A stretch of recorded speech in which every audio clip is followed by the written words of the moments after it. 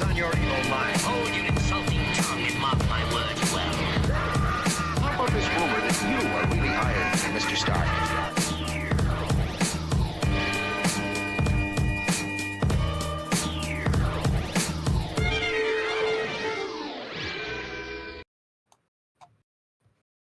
Hello, and welcome to another exciting episode of the Comic Book Chronicles.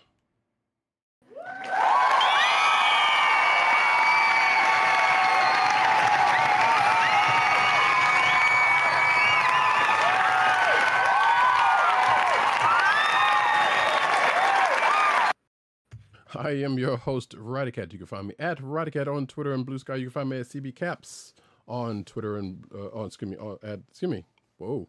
You can find me at News Nerds Need on Twitter and Blue Sky. You can find me at CB Caps on Instagram. South Carolina with Columbia down the way. And the sound effects you've heard come from another man in Brooklyn, @agent_70 on Twitter, Blue Sky, Instagram, and Threads. What's up, everybody? Co-hosting from the Borough of Kings, coming at you live and direct. Every week, we are back. Brooklyn be the place where I serve them things. I'm just a kid from Brooklyn. I like how captions are having a time with what I just said and a little bit of what you just said. But anyway, folks, you can find this here podcast on the Cold Slither Podcast Network, that's CSPN.us. Do it today. You can also find us on your podcast perusal place of choice, whether it be Apple iTunes, Apple Podcasts, Spotify, or the Cold Slither Podcast Network's SoundCloud page. Make sure to click like, subscribe, and leave us all the positive 5-star reviews, especially on Apple Podcasts, because that helps people find our show. Incidental enunciation is a funny thing. Yes. And folks, we're just going to jump right into things with the books of the week. Starting off with, as I know, Agent 70 got us covered on the sound effects. And I don't have us covered on the actual cover, but Gatchaman, number 14. Oh, Gatchaman, number 14. Transmute!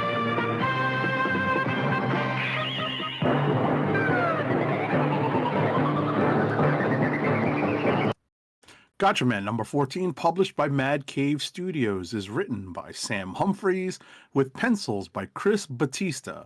Inks are by Sabrina Cintron, colors are by Carlos Lopez, and letters are by Buddy Bourdain. So we have the Gatchaman team, the Science Ninja team, striking back. Right? They're taking it to Galactor. And they're looking to, counterattack after some serious damage that Galactor inflicted as of the previous couple of issues. What we end up finding out, though, is It's a trap! And with that, I will hand it off to Roddy Cat. Yes, indeed. And there's a couple of moments this week, once again, where that sound effects is definitely going to come in handy. Yep. But yeah, the Science Ninja team basically say, you put one of ours in the hospital, we put one of yours in the morgue. Oh, no. as they clean up that whole situation with the mechanized killer whales. But yes, the trap ends up being sprung against them, coincidentally, by some former old allies of theirs who have a new name. Yes, the Defectors. Yes, and what their name is not my PE. So what's the time? I don't know. Sometimes I have to do that. Either way, but yeah. So it looks like going into what's next for the team is team against team, battle royale style, or whatever the case may be. Going into the next issue of this book. I do find it funny though. It's like, so the team kind of goes in, has their plan, and then one of them's like, hold on, I got a plan to handle a thing. And of course, given this particular team member's nature, of course, it's something very reckless, which granted still kind of works out, but at the same time, it's like, you didn't think that whole thing through when you thought that plan together, but it's all. I mean, he did think, he was very happy with his own work. He was patting himself on the shoulder, as he tends to do. Yeah. Right, patting himself on the back, before the game was up. So he was like, second Galactor. By the way, we got this whole thing coming down around us. Oh yeah. Anyway, but Von Gloom, what's up? First of all, second of all, no, you did not miss the talk about that particular book, because we just actually started talking about books. In fact, we just started the show like a couple of minutes ago, so you missed virtually nothing. Yes, pretty much. But yeah, that is Gatchaman number 14. Like I said, all's well that ends in another in a death match. Yeah, that's one way to look at it. Yeah, so we're going to get into the next book that we have in common, which is Nova Centurion number 1. Nova Centurion number 1 is written by Jed McKay, with art by Alvaro Lopez, color art by Mattia Iacono, and letters are by VC's Corey Petit. So this is one of the spin-off books from the recent. Oh my God, I can't believe I can't remember. What was the Imperial? Mm-hmm. It was on the tip of my tongue. I wanted to say it. I wasn't sure. All right. So thankfully, I was still correct. My brain still hasn't completely short-circuited. But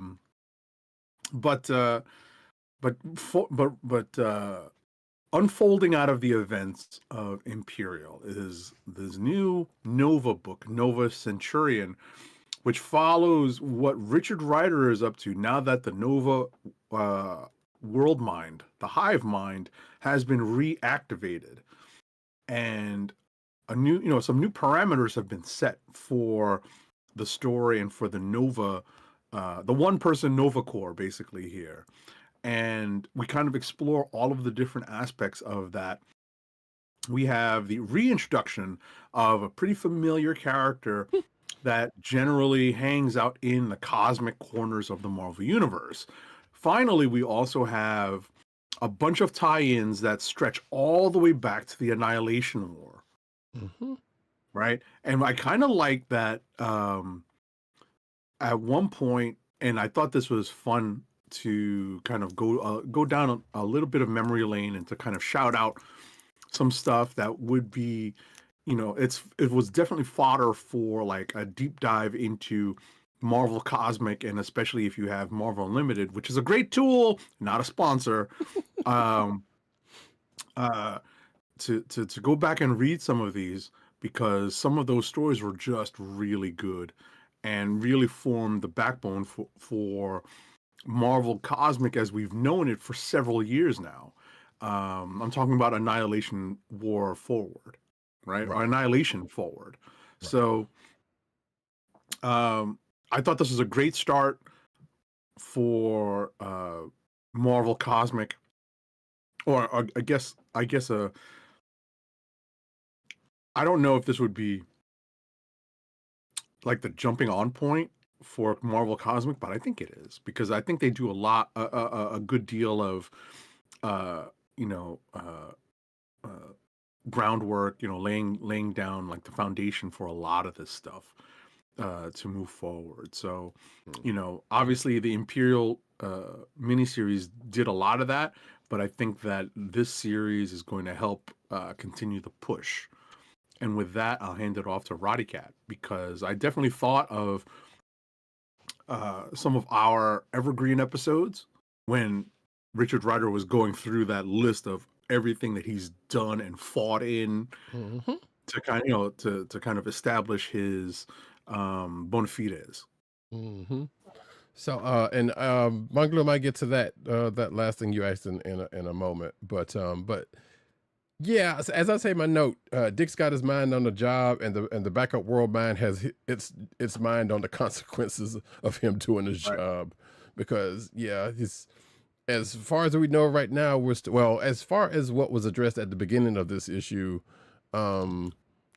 still used on limited resources. I would assume you can kind of assume with what happens during the course of this issue takes care of part of that. But we don't necessarily get to see how. But yeah, it was definitely, maybe not necessarily for the cosmic corner at all, but definitely for Richard Ryder's place in it is definitely a jumping off for us, because after all, he did give all of it. He basically gave his creds right up front to the folks that he was trying to save and the audience, at large. So that doesn't necessarily tell you everything about what he's done, but it tells you a good bit. Like, yeah, he's been through some stuff. So I did find it funny that he ends up having a new Warriors hat. Yes. Yes, definitely. So there was a couple of little things in there that was like, okay, that was a funny nod to this and that and other. And I thought he and Pip knew each other a little bit more than I thought. They knew each other a little more than. I don't think what I was going to say is I don't think that it came off as them not knowing each other. They probably just haven't dealt with each other in a long time. Right, because I feel like, well, what I'm saying is, like, I mean, yes, there was familiarity there, but at the same time, but I thought it was like more of like, yeah, we ran around with the things, but at the same time, now that I could think about it, like they might know of Nova's kind of passing through what Adam Warlock and folks like that had kind of been popping through, and not necessarily just there for the long haul of things. Right. So, but I was thinking I was like they had a little bit of a closer. Not necessarily, they were just like, yeah, no, we did this thing together or things together or whatever the case may be, but I guess that wasn't the case. All right. There's a scene. Hold that thought. I just wanted to jump in and say there is a particular scene that I just flipped to that was that just hit a little too close to home. Okay. Right? Where Richard Ryder is like, so I'm going to pass the hat around. I was about to get to that, yes. Everyone is talking about it, right? So please pick up the ball. Mm-hmm. Like, hey, I say, he didn't outright say, hey, I saved y'all's lives, but, just, takes a lot of work to do what I just did, saying. So, I'm kind of needing some things. And folks were like, and of course, as I say in my notes, the obvious response kind of came to him with them having. I was like, yeah, you kind of saw that one coming a mile away, but at the same time, but it pretty much sets up what he gets into, or when he ends up having to get into. Always looking for a handout, Earthers. I'm like, oh my god, you're killing me with this. Yeah, which again goes back to the, hey, remember when a bunch of Earth folks saved all of y'all? right. Like one of the people in the crowd says no one asked him to get involved. I'm like, oh my god. Which again, yeah, as you say, a thing that rings out in real life, because there is people like I just help you out, and you're like, yeah, okay. No, I didn't ask you to do this. This thing, I'm like, well, you know what? I'd have been like, you know what? I could put you back there. Ain't no thing, push you back towards it. They could just go through the black hole and see what happens. I'm just saying, Sorry for the minor spoiler here, folks. Yeah, no, take your chance. You got, hey, context is, they still don't know the context, so it's all good. But that was the whole funny thing. Yes, Von Gloom, that is also true, is what she said about the yes. Well, actually, wait, no, you're right. Anyway, but yeah, apparently a mysterious metal also gets name checked here, and Richard has to deal with some folks that he normally wouldn't have to deal with, or a section of folks he wouldn't have to deal with. But I didn't know there was a pairing of. I don't know if this was a new thing or a thing that was just kind of sort of referenced in Imperial as being a thing. It was like, no, here's these folks, actually it was referenced, I think, but they didn't really necessarily go full into it. Right. What it seemed to me, what seemed to me as like a newer concept. It may not have been brand new, right? But the way they kind of use the terms and the language were a little confusing, but there's a lot of exposition. There's a ton of it to make that part clear. Right, yeah. Zdarsky's dumping that in there, and I was thankful for it. Definitely thankful for. Oh no, Jed McKay. I'm sorry, Jed McKay. Yeah, I was about to say. Wait a minute. Put this in. No, because I looked at my sheet and Zdarsky wrote. Obviously, he's writing Captain America, so that's where my eyes stopped. I got you. But it happens. But Jed McKay put in a ton of exposition at this particular stage of the story to help explain. Like I said, really, I guess Roddy Cat is right when he says this definitely sets the stage for Richard Ryder's place in the post-Imperial storytelling.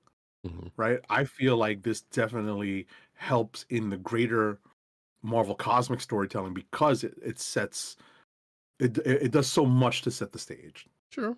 But we'll still have some more of these tie-ins, like the Black Panther tie-in book, or the spin-off book that is from Imperial. Right. Because there's still some stuff coming out of Imperial that hasn't popped up yet, but we'll definitely kind of fill in the state of the cosmos. Continue to fill in the state of the cosmos at large after Imperial. So, but yeah, that's pretty much it. Now, I don't know this person, I guess, not being a real big Nova reader or whatever the case may be. I don't remember the person that shows, or actually the two people that show up near the end of the book. The one that he ends up getting and the person that is alluded to as the quote unquote the big bad. I thought it was Drax for a second. I'm like, that's not Drax. That's a deep cut. No, these are deep cuts. These go all the way back to Annihilation. Yeah, and I figured because I was like, I don't remember. And I know we read Annihilation. I was jogging the files. I literally was jogging the files, like digging deep to try to remember. And the only thing that rang a bell were the names. Right. Wait, did they say the name? Did they say the name of the last person that shows up? Because I don't remember seeing that. Yes. Okay. Yes. I'll have to go back and check that out. Yes, because that's they don't say it in the story, but it says next. And next is that character. Oh, gotcha. Okay. I see. So yeah, so therein lies that is Nova Centurion number 1. Let's get to these comments in the chat. Let me see. So Von Gloom asked what happened to Kid Nova Sam Alexander. Last we checked, he was still with the champions. So, and he did still and he got his helmet back. So he is technically a Nova, which kind of makes something that Richard Ryder says in his a little whatever, unless something happened since then that I don't know about. But as far as he knows, he is the only one that is official and working the job. Basically, he's a space cop. Like Sam is kind of still. We don't, Sam's pretty much out there with the rest of the chambers, like I said. So we don't know what some of their status is. Put it that way, as a whole.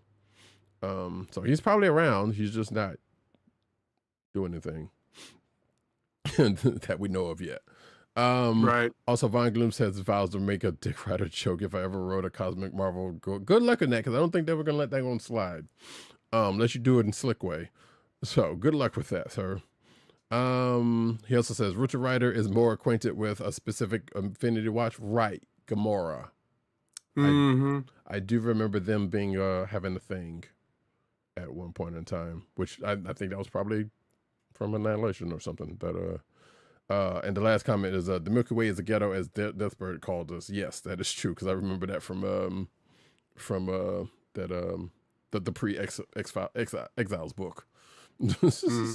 Or actually, like, technically that was Exiles, but yeah, the one that sets up the one that's coming, I should say. Actually, I'm pretty sure she's probably said that previous to that also, but yeah, that was the most recent. Either way, that's Nova Centurion. Like I said, I don't know. Is this do we know if this is ongoing or a miniseries? This? Yeah. Yeah, that's my understanding that it's an ongoing. Okay. So, gotcha. Yeah, I figure it's Jed McKay, so they'll give it, they'll give it some legs.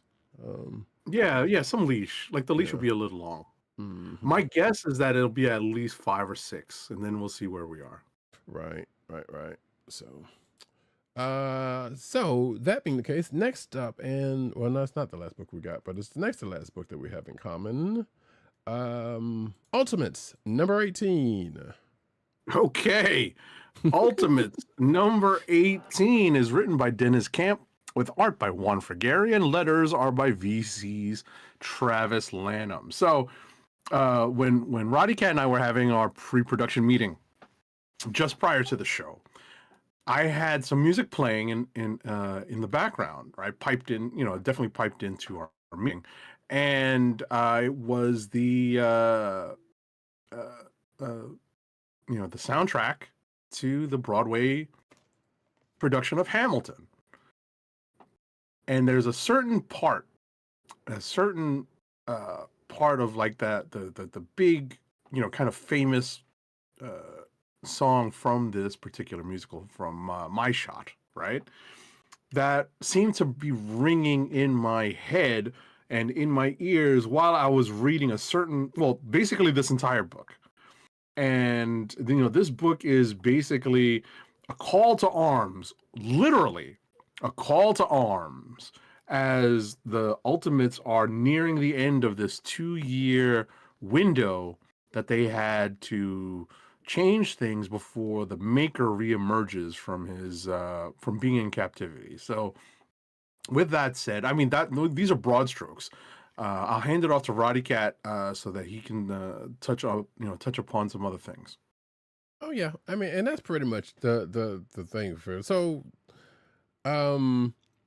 In true, I will almost say Star Trek fashion, but we'll get to a book that actually does what I'm actually talking about in a minute or two. But so yeah, we basically, as I just said, it is definitely the call to arms. We see Tony making the big speech to the world about things. We see cameos from the other books in the Ultimate line in this. So you kind of get a little bit of. It's like, okay, now things are starting to come out. So basically, it's on from now on, from here on out. Unfortunately, we did still get to see Ultimate Danny Rand and the Ultimate Iron Fist, and what something that could inevitably be the case. Hopefully not, but I don't know why we're still getting any of that when there's already an Iron Fist there. That's we didn't need to to set that thing up the way it looks like it's going. Well, the thing is, we don't know where it's going. That's the thing. They might do a twist, and that's what has been interesting about some of these hero boxes that they're using and doing, because conceptually we understand who Danny Rand is, but I think there's going to be at least a little bit of a twist in terms of who he becomes in this Ultimate Universe, if he even becomes anyone at all, since the universe is ending. So, and that's the other thing I was right, and that was the other thing, because like, why are they even doing that if the universe is ending, and what's the point in setting it up if they're doing that? Yes, you are right. There could be a twist in that, and what we know could potentially happen might not happen. I have no reason to believe that they won't in this particular case for some stupid reason. I hope to be wrong, honestly, because it doesn't make sense for them to reference that part. Also, I guess I had a question about for something that I don't remember happening during this whole thing, but I'll get to that in a second. Like I said, we see Tony doing this thing, or we hear Tony doing this thing. America Chavez kind of did a thing that I vaguely remember having anything to do with, but I assume that had something to do with her coming into this in the first place that I just forgot about. We see the Triskelion, which is basically, you might as well call it the Justice League's watchtower, because it kind of looks similar to that. And also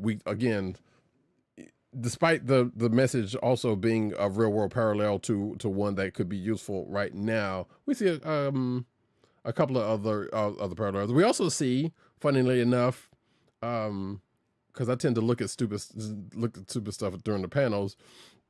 You see in one of the panels that when Tony's talking, he's talking to a comic book guy-esque figure that is on his bed, but also some figures that is on his shelf that are very familiar of some figures, one of which I know Agent 70s has read a book about this week. And one I could have almost I totally forgot to read this week. But there's a couple other franchises. One that is adjacent to the Marvel one also.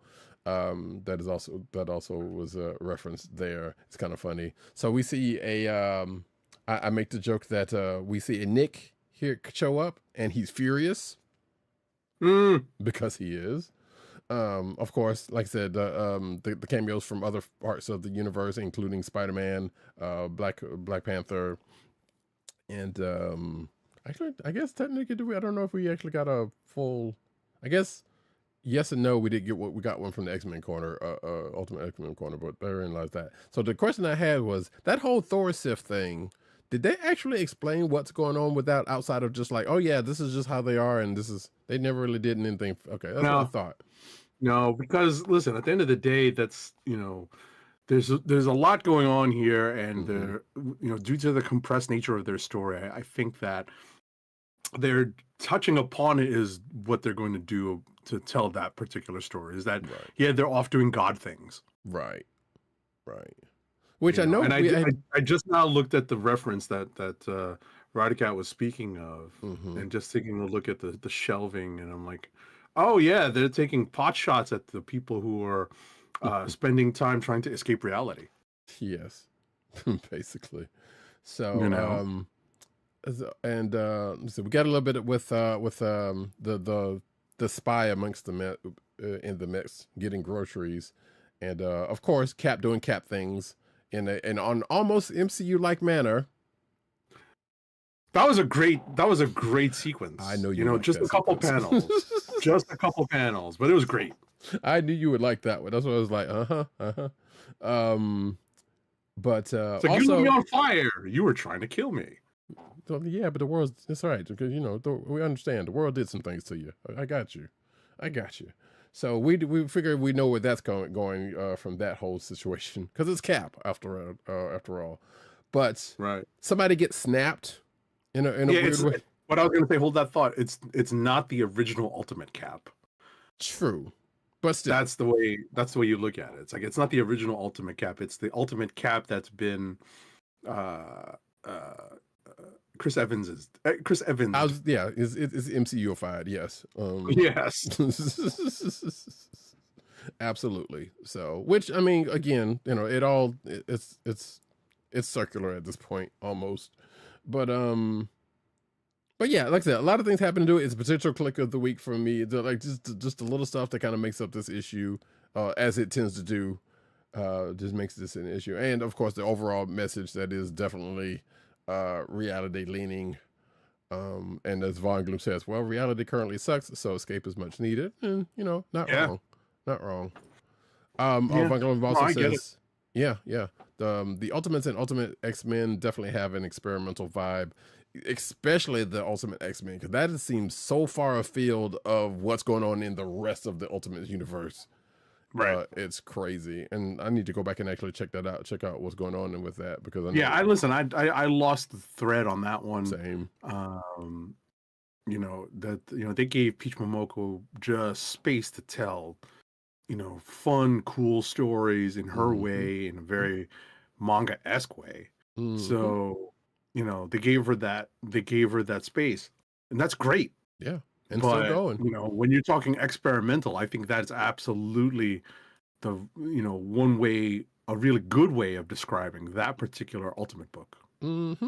Absolutely. And Von Gloom also says, honestly, could have done without Ultimate Wolverine. I mean, I agree with that. Because I don't think that's even attaching to as far as I know, attaching to the X-Men stuff. Yeah. That's just kind of there. It seems like it might be leaning towards the Ultimate side and not the X-Men side, but it's still, I don't know what's going on in that because I don't really care. Also, Von Gloom says, I don't think I've ever picked it up beyond the first issue. Right. Von Gloom also says Miller Cap it was something, which do you think this letter stands for France? And again, man, those were heady times. Yeah, again, it was one of those things that like, I kind of want to go back and read all of that the original Ultimates run, because there was a lot of that I did not like outside of the Ultimates proper. I did not check out some of the stuff in the other parts, like the FF and the some parts of the Spidey book and whatnot, or whatever else that popped up there. And actually, this Ultimates book reminded me I still need to read that Ultimate Hawkeye book for giggles. But like I said, we are in it now, and we're headlong into the end of this version of the Ultimate Universe. And yeah, I mean, next month, a couple of, not even a week or two, a week or so away, you know, we're going to get into Ultimate. I want to call it Ultimate Annihilation, but I can't remember what they called it. You're right. Huh? Yeah. You're right. Was it like a week or two out? Yeah. So this was timed potentially like I was supposed to. So, but you know, in the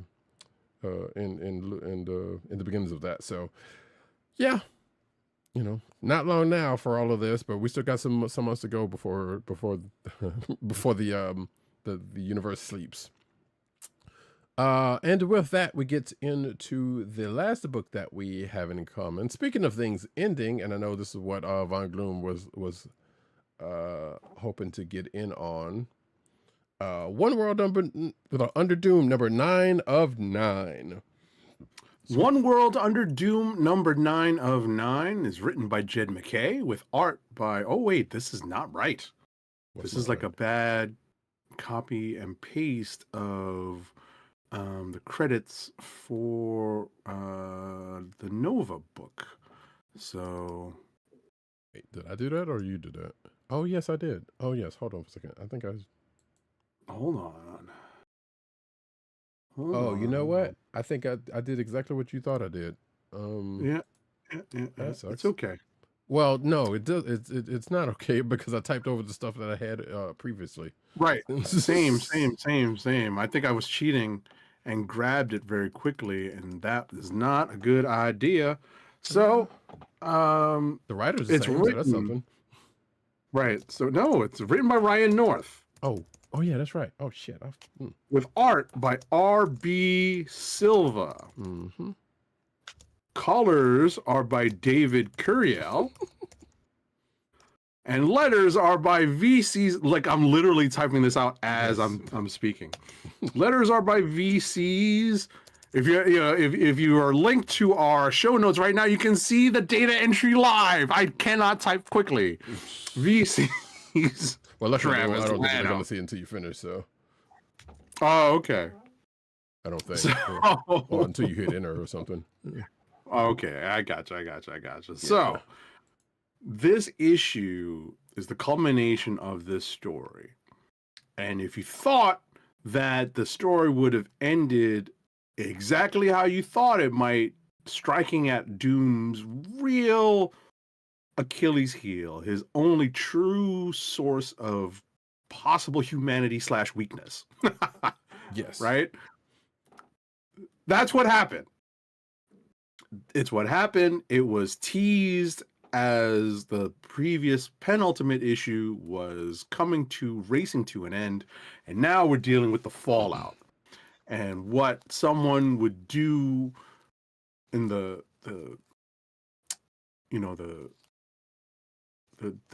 extent of the extremes that they would go to save someone that they truly cared about. Mm-hmm. And that's what we get here.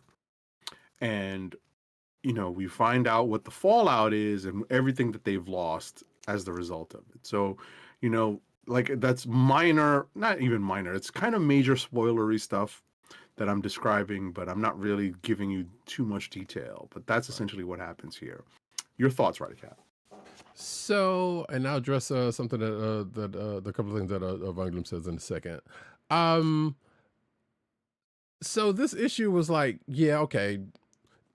One, we knew a certain person was going to be integral to the downfall of Doom, so to speak. Mm-hmm. And technically we're right, just not exactly in the way that we thought they were going to do it, because they tried that way and that didn't work. So if you logic it out, you figure this way was definitely going to be the way that it happens. And sure enough, it does, you know. Right.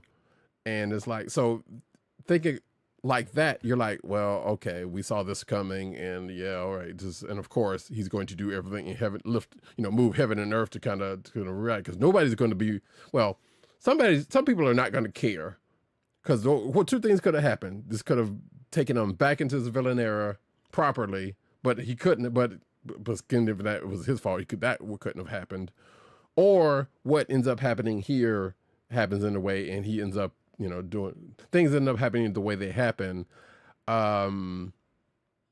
So, which the whole issue, the whole book, being, well, this is what happened to kind of to get us from here to there,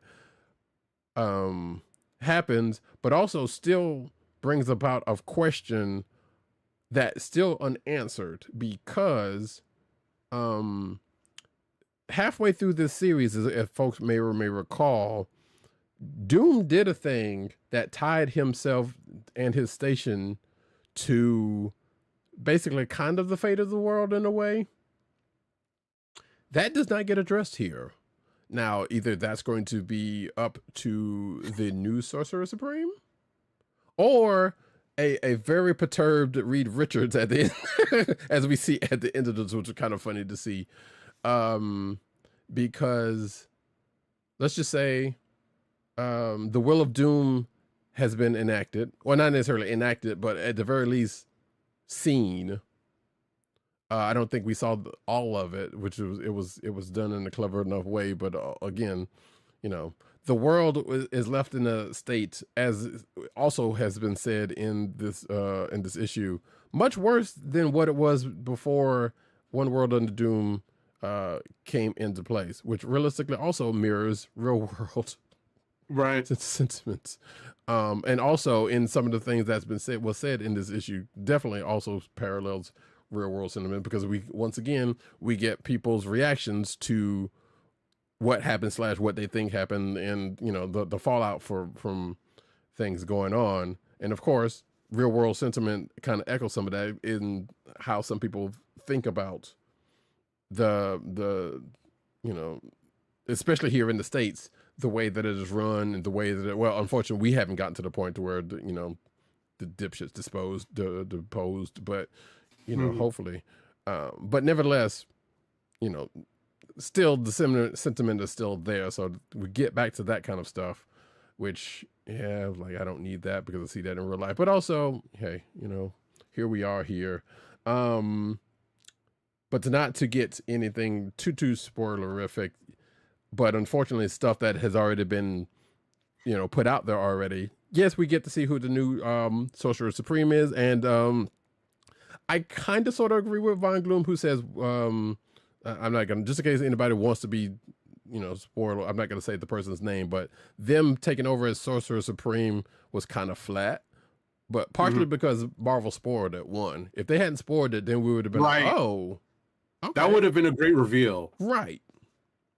So, or if they would have done the thing that as far as we know, they were going to do in the first place, was like, well, okay, Earth doesn't have a Sorcerer Supreme now. Who's it going to be? We know where Doctor Strange is right now, so technically he can't come back when I assume what's holding him in Asgard, which I assume they're going to address that again in that book, is going to get lifted. But also, we all have other people that's that vying for this, so they could have done that book that they had claimed they were going to do before just saying, I don't know, here you go, this is who it is, right? Have at it. So, and unfortunately, at the end of this book, we do get that. So that's why I said they kind of upended themselves with that whole situation, because that could have been something cool as a reveal. Right. I mean, they've done that with the Heir of Apocalypse. Mm-hmm. Right, when they set up who the Heir of Apocalypse was going to be post Krakoa, they actually had that. They did that little miniseries. Yep. And they could have done that, and it could have been kind of fun. Mm-hmm. But I don't know if they would have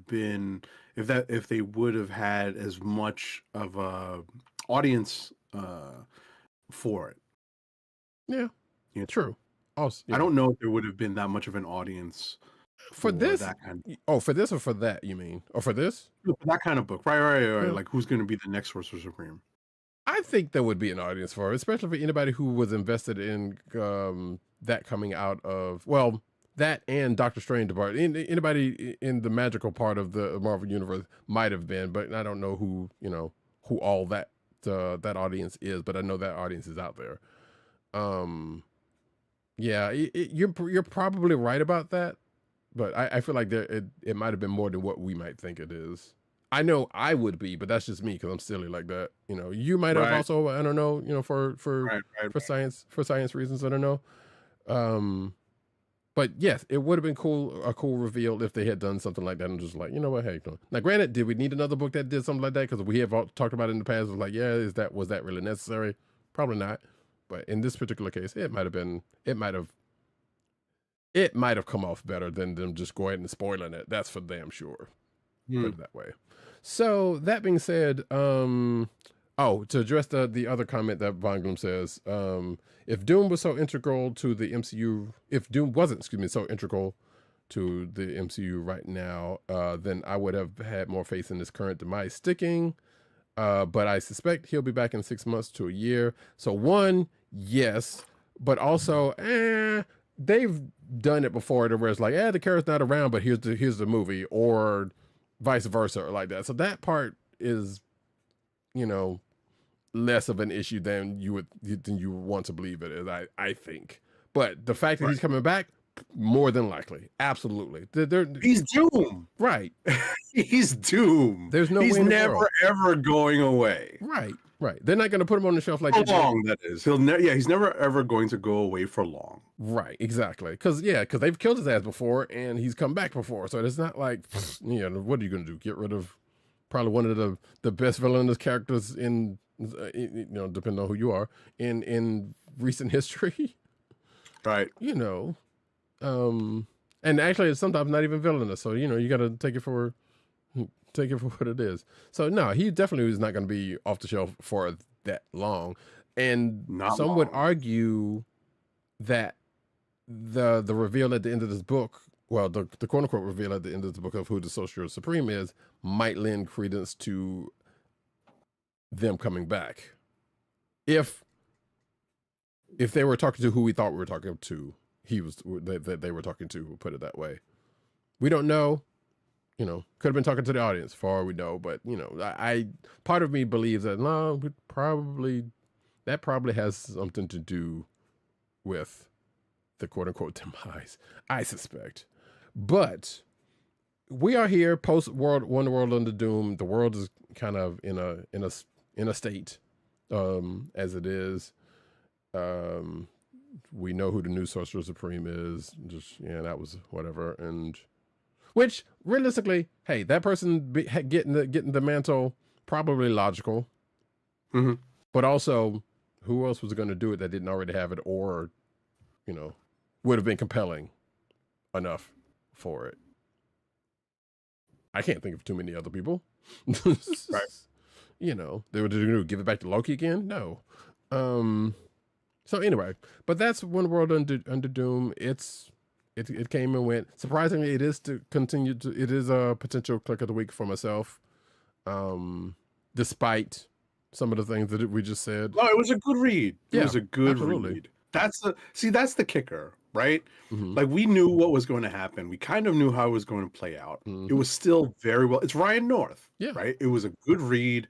It's definitely a candidate for click of the week for me as well. Same as Ultimates. I didn't chime in with that one, but that's also a candidate for click of the week for me. Mm-hmm. You know, good stuff, good books out this week. Yeah, absolutely. So that's being the case, but I guess the thing was the reaction at the end was the thing that kind of capped it all off for me from Reed. That was too funny, because that was basically like a almost like Aunt May walking in on Peter moment. Right. So, right. I mean, listen, it's, you know, like, ultimately, we'll find out. They're obviously teasing what's going to happen in future issues of Fantastic Four. Mm-hmm. Right? They're going to go into it, I believe, in the Will of Doom. Is that going to be a different? So I thought that was the book that was going to give us, basically, to say who's vying for the Sorcerer Supreme. Now I'm not too sure.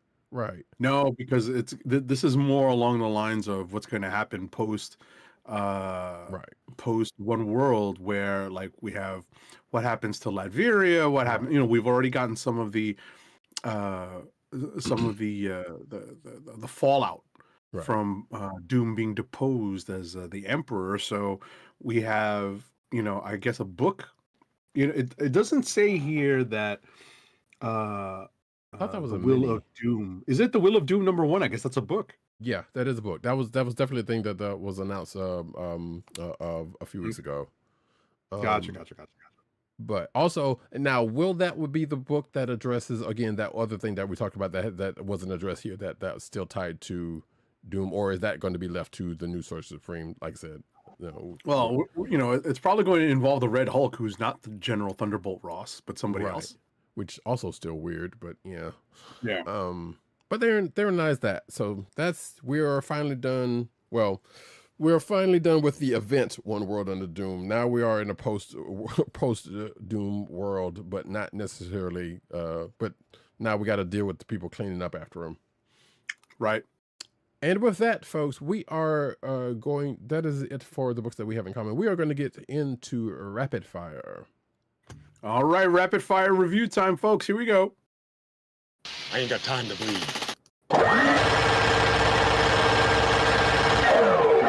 All right, first up for me is DC Marvel Batman Deadpool #1. Here we go. There are not one, not two, not three, but 4 separate stories contained in this book. Story #1 is written by Grant Morrison with art by Dan Mora. Colors are by Alejandro Sanchez and letters are by Todd Klein. Story #2 is written by James Tynion IV, Joshua Williamson, and Scott Snyder, with art by Hayden Sherman. This is a story. This is a Doctor Strange and John Constantine story. It's pretty fun.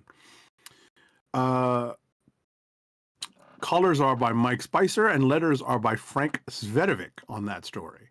Story #3 is written by Tom Taylor with art by Bruno Redondo, colors by Adriano Lucas, and letters are by Wes Abbott. That's the Laura Kinney Wolverine and Nightwing story. Story number 3 is by Mariko Tamaki with art by Amanda Connor. Colors are by Tamara Bonvillain, and letters are by Dave Sharp. That is Harley Quinn and the Hulk. Story #4 is written by G. Willow Wilson with pencils by Dennis Cowan, inks by Klaus Janson, colors are by Francesco Segala, and letters are by Steve Wands. That last story is Ms. Marvel and Static Shock. So overall, this was a pretty fun issue. What I was telling Roddy Cat is that the Grant Morrison story, without me telling him that it was a Grant Morrison story, was a very Grant Morrison story. What I told him was that it was a little on the disjointed side. I compared it to the first crossover, the Deadpool Batman crossover published by Marvel, which I felt told a far more cohesive story between the two lead characters of this crossover. But ultimately, it was still pretty fun. There's plenty of fun moments in in that story. But overall, this is, I think, a pretty successful crossover, right? And it's interesting to see what happens next. What healing we have between the big two comic book companies. Question: Right. Before you go to the next one, are you Sure. finished or you still you got some? No, got some? no. I'm done. Go ahead. This is a stupid question, but does Laura Kinney say anything about Nightwing's ass? Spoiler alert: she does not. Oh, surprise! They showed restraint. Okay. Yes. Okay. Yes. Alrighty, next up for me is all new Spider-Gwen, the Ghost Spider #4. It's written by Stephanie Phillips, with art by Paolo Villanelli, colors are by Matt Miller, and letters are by VC's Ariana Mar. This issue features a team up with Anti-Venom, good old Flash Thompson, and Agent Anti-Venom, I think he's called nowadays. And we're still setting up kind of a new status quo in the regular Marvel universe that involves Spider-Gwen, aka the Ghost Spider. So, we have the conceit that this is now the regular Marvel universe proper. So that it's rife.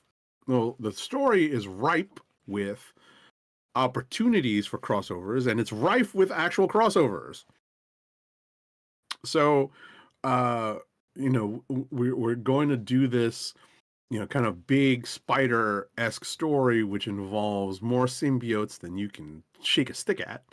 But, ultimately, I have fun with this. I'm willing to give it a shot because I think Stephanie Phillips is giving the character some good direction, given its the story's new status quo.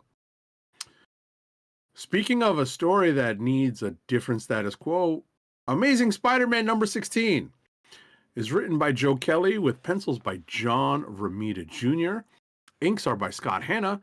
Colors are by Marcio Meniz, and letters are by our favorite lettering paisan, VC's Joe Caramagna. When I say it needs a new status quo, I feel like this is a story I don't necessarily care about, and it means that it's one of those stories where I wish the focus was not on Norman Osborn as much as it is, right? And what we've been dealing with is like these alternating issues where one issue deals with Peter and his spiders in space kind of situation. And we're dealing, and the alternating issues deal with Norman Osborn and everyone who's left behind on Earth. And I kind of want this particular story arc to end. It's taking forever, but it's playing out the way Kelly is writing it. So we'll see how long it takes. Hopefully, it does not involve any more of Paul, who I think may soon die a grisly death over in the pages of Venom. So we'll see. Next up is Captain America number 5. It's written by Chip Zdarsky with art by Valerio Schiti. Colors are by Frank Martin, and letters are again by our favorite lettering paisan, VC's Joe Caramagna. So this is a candidate for Click of the Week for me, because it's a very strong ending to the opening arc of this kind of subtle reboot of Captain America. So we've changed a couple of the bits of real world allegory and timing here, right? Where Cap has been thawed out a little bit after 9/11, right? And we're talking about the kind of moving the Marvel universe forward into much more of an MCU type of timeline, right? Where the Avengers are forming around a certain time with certain real world events going on. And that is kind of tied into where this arc ends. The story, though, here is pretty powerful when it comes to dealing with real world issues that afflict or affect members of the armed forces, like PTSD, like like post societal, post-war societal integration. There are a few kind of real world issues that are explored here, and I think will help fuel what is going to be the next story, Armageddon, right? Which ties into One World Under Doom. So we'll see what Zdarsky has in mind for that story. Something you wanted to chime in on, Roddy Cat? Nope. Got it. Next up is Godzilla Destroys the Marvel Universe number 5 of 5. Yes! I read this. It's kind of fun. It's written by Jerry Duggan with art by Javier Garron and C. Trunk with colors by Jesus Abertov and letters by VC's Travis Lanham. So it's kind of fun to see Godzilla take on the entire Marvel universe as one, and they're all trying to work together to take out the big G, and they come up with a plan that led to World War Hulk. Oh, okay. That's their plan, right? It's a parallel plan. Exactly. And they even have a bit of an in-joke during this issue with Bruce Banner. So ultimately, like every Godzilla story, it's never the end. And so when we get to the end of this issue, we find what is probably going to happen, that, you know, something happens that's probably going to lead into the next series of stories involving Godzilla in the Marvel universe, right? Whether or not it's published. What's that? Planet Godzilla. But kind of. So ultimately what we have at the end of this issue is the setup for more story, just like every other Godzilla movie. I think that Godzilla's, well, my hope is that Godzilla's publishing days with Marvel continue. I know that licensing can be a tricky thing, right? But my hope is that they're still able to kind of have fun with Godzilla in the Marvel universe. And I think that's it for me. That is not it for you. But before I get why is that not it for me? You didn't do Nightwing. Oh, I skipped over Nightwing because we talked about Nightwing with DC Marvel. That's why you like, yeah, you kind of messed me up for a second because I already had it in order. Oh, that is my bad. My bad. It's all good. It's all good. Because I forget, I was like, what you might have been just gonna go do all the Marvel stuff and then wrap back around, but you know. Right. No, I didn't mean that. That was a complete mix up because I had Nightwing on the brain for a little while. Right. It's all good. It's all good. I'm circling back. Before you did, I wanted to ask a question. No Red Ronin shows up in the Godzilla destroys the Marvel universe, huh? Not exactly a Red Ronin, but definitely a mecha.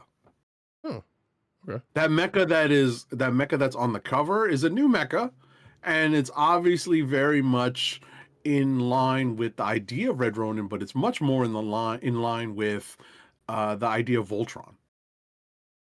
Oh, gotcha. Okay. Right. Much more in line with the mecha that appears in Marvel's What If. Yeah, I was about to say. Yeah. Yes, very much so. Nice. All right, now I'm going to circle back to my last book, which is Nightwing number 132, published by DC.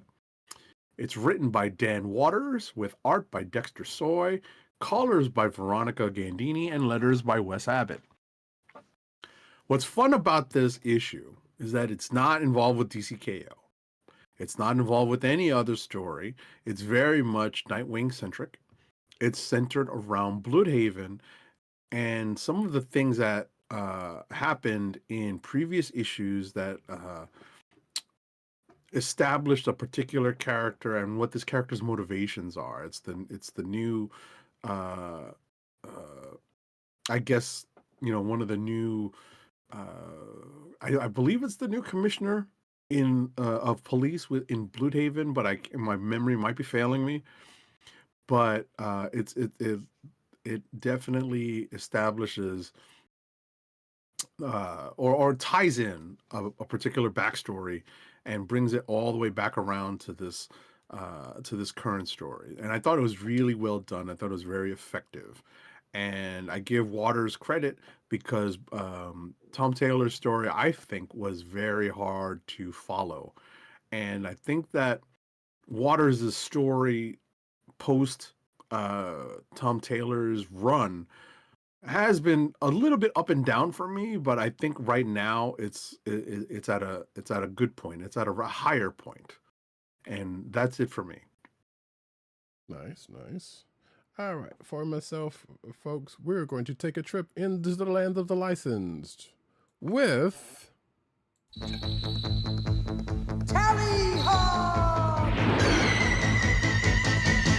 Wings of silver, birds of steel. SilverHawks number 10, written by Ed Brisson, art and colors by George Cambadias, and letters by Jeff Eckleberry. This is particularly the last issue of this series. Is that how they play it? Yes. Oh, Because they basically wrap up. Now I can catch up. I Well, can catch up. You can, and I assume you're going to have a little bit of time. Well, you're going to have some time. I'm not sure how much, because fortunately, I shouldn't say unfortunately, because that's not what I meant, but they will say, spoiler alert, SilverHawks will return at the end of it. So this could very well be just the end of Ed Brisson's run on the book. Or, you know, there's like, you know what, we're just going to section this off into seasons or whatever the case may be, and have it like that. But as I say in my notes, as one would expect on a planet called Bedlama, Bedlam for folks who are not paying attention to that, things ain't going too well. So if you're not been keeping up with the book, you know, the SilverHawks you know and love get prepped, groomed, drafted, you know, trained, especially in this past arc. They go on a couple of missions, but all the while, one of Monstar's people basically made the Death Star, or the laser from the Death Star. But it's not a necessary laser, but it works similarly, let's just say. In the last issue, that said weapon gets used, causing, again, problem from the planet that I just mentioned, of the unfortunately named planet, and people trying to scramble to try to deal with that whole situation before the beam gets there. Meanwhile, the SilverHawks are fighting on kind of sort of two fronts. Realistically, they're fighting Monstar and his people, but also the person they thought that was an ally of them, who apparently did some atrocities of their own. But all of that just, you know, all of that gets taken care of during the course of this issue.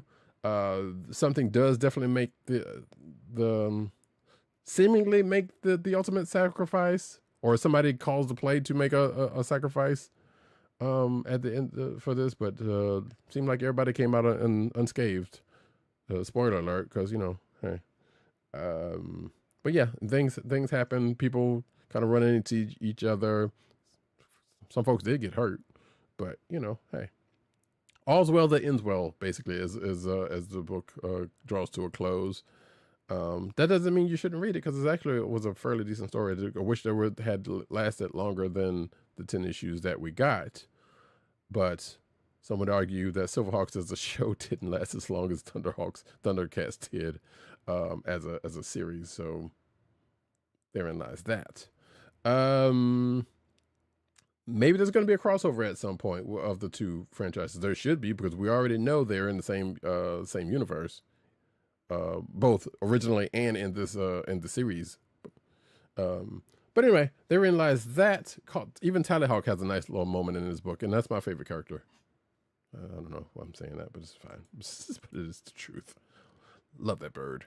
Next book, though, is Star Trek: The Last Starship #2, written by former guests of the show Jackson Lansing and Colin Kelly, art by Adrian Bonilla, colors by Heather Moore, and letters by Clayton Cowles. So this takes place, if you weren't with us the last time we talked about the first issue of this book, this takes place in technically the future of Star Trek, or I guess to put it in series terms, around later Discovery times, basically. In fact, it is at the beginning of the times where Discovery ends up going. At that, because there's a thing called the burn, which basically kills anything using dilithium, which means most spaceships that folks are using in this universe. But there are people that still can do without, and the ship was made that is not reliant on dilithium, captained by a captain who is of a noted family. Presumably is not even presumably, definitely related to a character from the last series Lansing and Kelly did. But in this particular case, they bring back a person. If you're watching the video version, you can see the person. They bring a Star Trek person of note, thanks to a certain Borg queen that we saw in Star Trek Picard, or we saw come about in Star Trek Picard. So if you've watched that show, you know who it is, because that was a character a lot of people liked before they were Borgified. But yeah, like I said, I noted Starship Captain came back, got brought back for a reason, but apparently not many people knew about it, which leads to the current captain of the ship getting into some Star Trek stuff, because when there is, when a ship is made and they're going to be like, oh, we need to give it a shakedown cruise, but no, we're not going to get to it because some shit's going on in the universe that we got to take care of, that we got to go out and do. Something bad is going to happen, and sure enough, it does. But also, cue the Akbar. Oh no! The Akbar is up and running. It's a trap. Yep, and that's what ends up causing some other Star Trek things to happen in the course of this issue, which leads to the character that gets brought back coming front and center, but not necessarily at this point taking place of the current captain. So, or at least not yet. I was surprised that didn't happen yet. But also the person that gets brought back, again, if you're watching the video version, you can see who it is. If you are up on your Star Trek, and particularly the movie parts, yeah, this person got a bone to pick, continues to still have a bone to pick with a certain set of folks in the universe because of something they did to them or someone related to them, which is going to come into play in this particular situation. So therein lies that. I thought this was a miniseries, but I'm not seeing where it's not. So it could very well be an ongoing. Maybe it started off with the miniseries and they're just gonna see how it runs. But we shall see. Right. Next book, though. I gotta cue it up again, folks, because this is what we do here. Well, shoot. What's the sound? I might have to. Nope, I got it, because I know you don't have this one. Space Ghost, number 5. If I had read caught up on Hercules, that would have also been another one that I would have had to pull up. But, didn't get to that one. But Space Ghost number 5 is written by David Pepose, art by Jonathan Lau, colors by Andrew Dahlhaus, and letters by Taylor Esposito. So this is a continuation from last issue where Space Ghost and the kids were basically guarding a peace summit, which went terribly bad, and left one of them in trouble with a case of mistaken identity, which leaves the rest of the crew scrambling to find who did it and try to calm things down in the galaxy, because these were two warring factions that had been going on for a good while and causing a whole bunch of trouble for the rest of the galaxy in their beef. But of course, as tends to happen, Space Ghost interjects, and the crew are doing their thing, including some very, I would say uncharacteristic, but I say uncharacteristic in the vein of the original, the original cartoon versions of the kids, because they play him here just a little bit different. Everybody here, even Space Ghost, Space Ghost is real rough and tumble in his book, as opposed to how he is in the cartoons of old. And I say that there's a reason you had to read the book to find out, because there's definitely some, I hesitate to say Batman-esque qualities to him, but maybe ultimate Batman. That's just, absolute Batman-esque qualities to him, I guess, if you want to draw a parallel to something recent. But yeah, like I said, the Space Ghost of this book is more rough and tumble than the original thing, and in slight cases, so are the kids in one way, as we find out in the course of this issue, because one of the kids is like, "Oh, you just strolled into the badass and kept it on top of you, huh? All right, cool."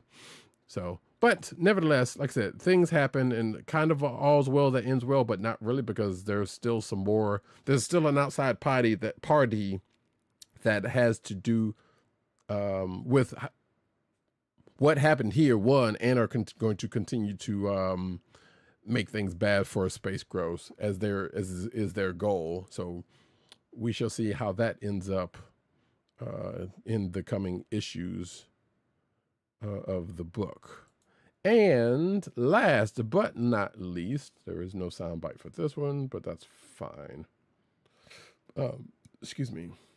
Racer X number 3. I can't remember also if this one was is ongoing or not, but that's fine. It probably is. Written by Mark Russell, art by Nuno Platti, colors by Giada Marchisio and Nicola Rigi. I hope I'm pronouncing that right. Letters by Buddy Bedoin. So yeah, this is the Racer X book, but Speed Racer is still in it.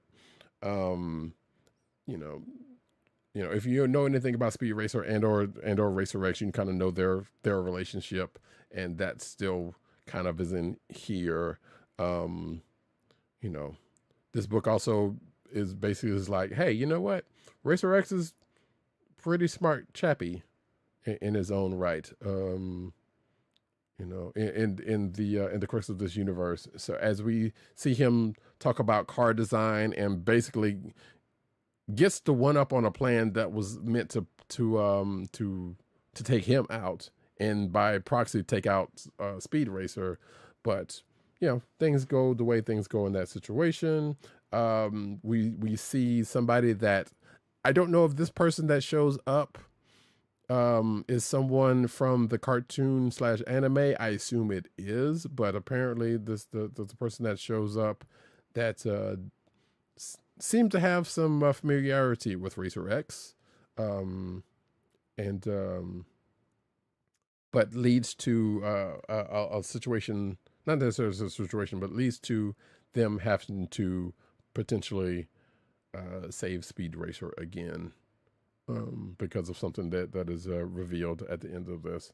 But you know, as a companion book to the Speed Racer book, this seems good. I don't know if some of the scenes that show Speed Racer in this issue are also in the Speed Racer book proper. I don't think so, but you know, they like I said, they are companion books nonetheless. And that, folks, is it for me. Kliqs of the week. Kliqs of the week.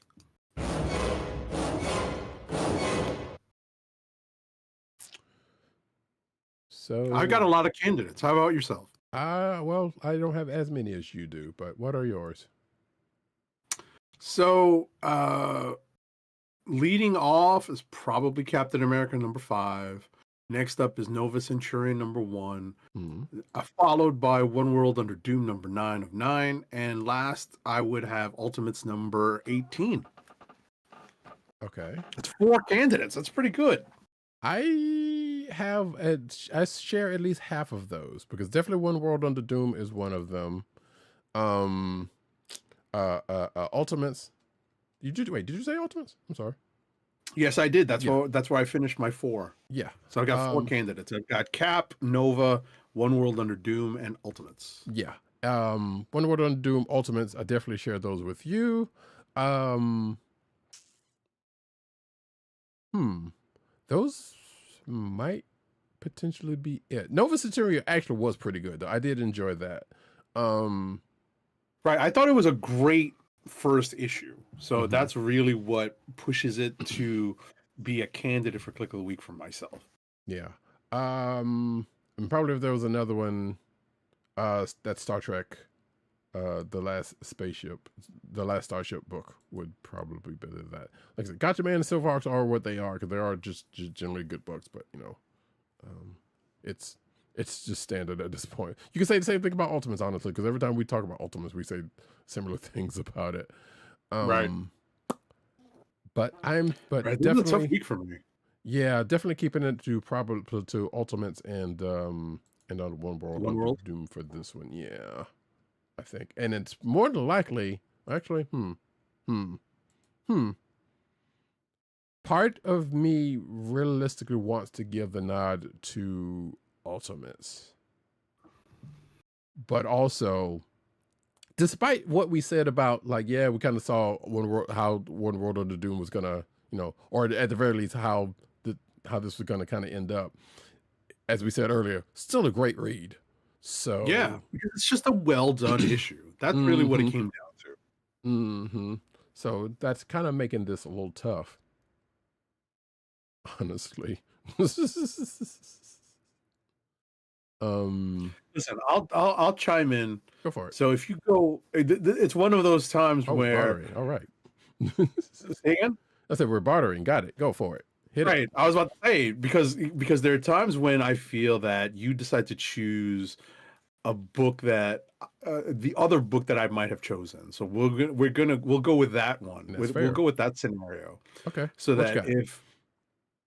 that if you're going to go with Ultimates, I'll go with One World Under Doom. All right, and it is so written. This is Ultimates number 18. That's my book. Right, and I'm choosing One World Under Doom number 9 of 9. All right, see there. Look at that. Happy mediums. We love it because both are great books, and we both, either way, it would have gone one way or the other. Yep. So that works out perfectly. I will absolutely probably try to check out that DC Marvel Batman Deadpool book. Although, if you know how I feel about both of those characters at this point, I don't. That's a hard proposition. Right. I think you will get more out of some of these secondary stories. Yes. And I feel that if you ever get an opportunity to catch up on Captain America, which I think you said you would, yes, I think you'll get you'll enjoy Zdarsky's last couple of pages of this book, like kind of the way it ends. Mm-hmm. Yeah, I don't doubt that actually. So yeah, it's just a matter of penciling in the time to actually do that. But until that moment happens, and or probably using the resource, well, I actually don't necessarily have to at this point because it's not like it was that far back, and I don't think only probably 1 or 2 issues is out on that source.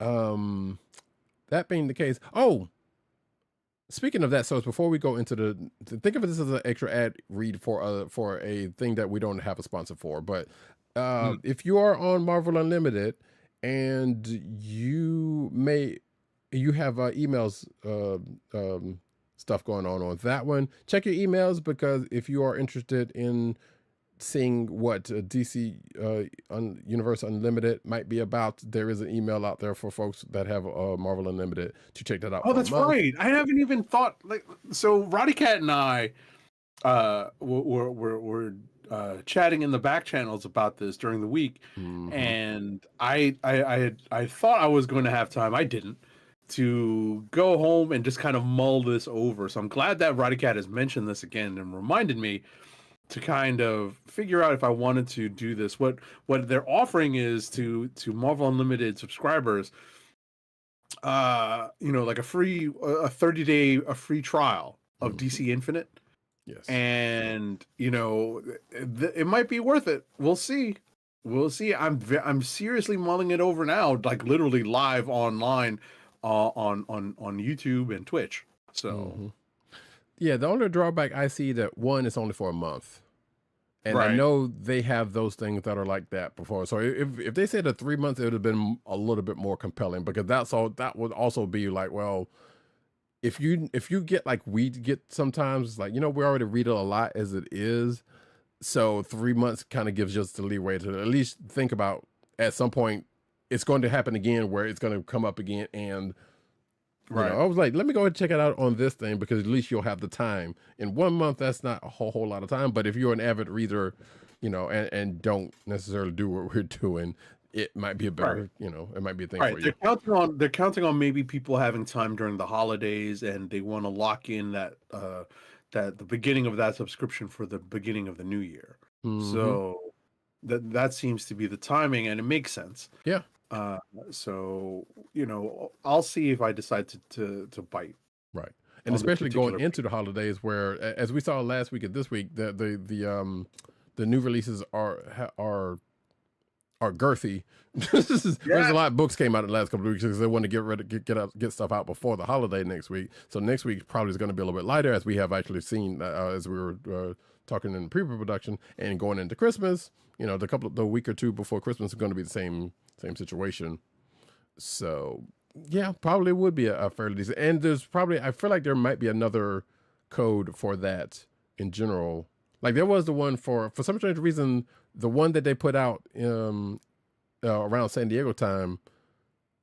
Well, that one I think only works for like new subscriptions, but that's also kind of a bummer. So that that one still is out there for folks as well, and that might actually be a better deal than this one. But again, if you have Marvel Unlimited right now and it's there and you didn't take advantage of that, and you had already, presumably this is going to work if you've already had a previous subscription to DC, Infinite. Yeah, so don't know. Again, not a sponsor, just another source.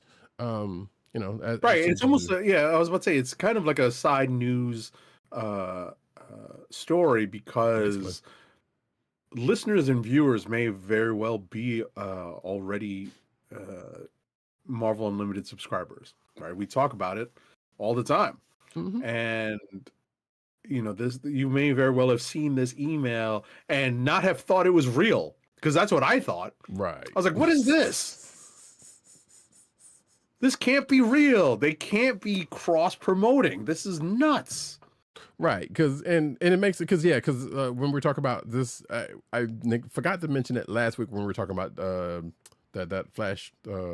Well, the news story. Actually, we might have talked about it, but just in briefly. The Flash Fantastic Four book that we did not get to read, but the news article that was talking about that, and the Thor Shazam one, which was also was both on those platforms, right? Both of those platforms. So yeah, that email was out there then, and it doesn't seem real from that, but since we know they're doing collaborations, it was like, oh, it's a good deal and it's a cool thing for that reason, and you would hope that maybe in some pie in the sky fashion, enough people was like, hey, we're going to take advantage of this, and maybe that makes them think about, like, say, when they start compiling these new collaborations together into a trade or whatever the case may be, they do it again. For something lengthier, you know. But, you know, again, that's pie in the sky, and I don't think that's going to happen, but still, it's nice to hope.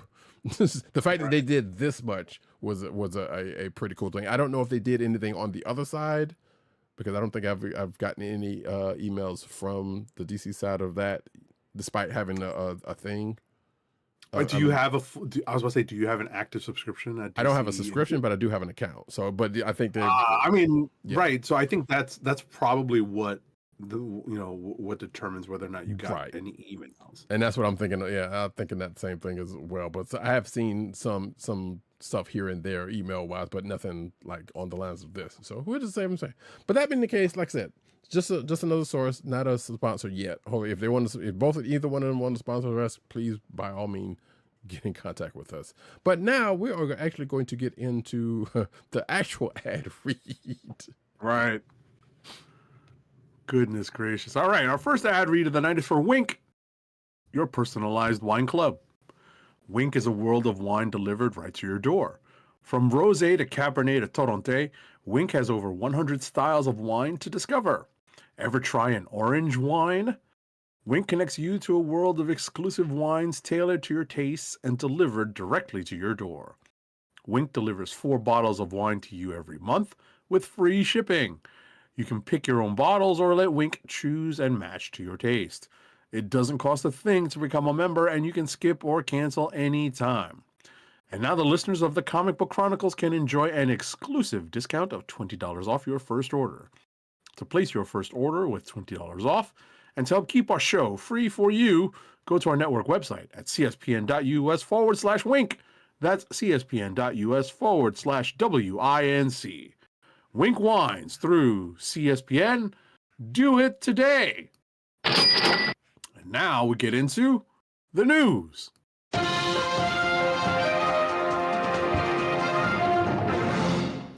Cinematic news as we do about this time. First off, Fantastic Four's Miles Teller says that one person effed it all up, quote unquote.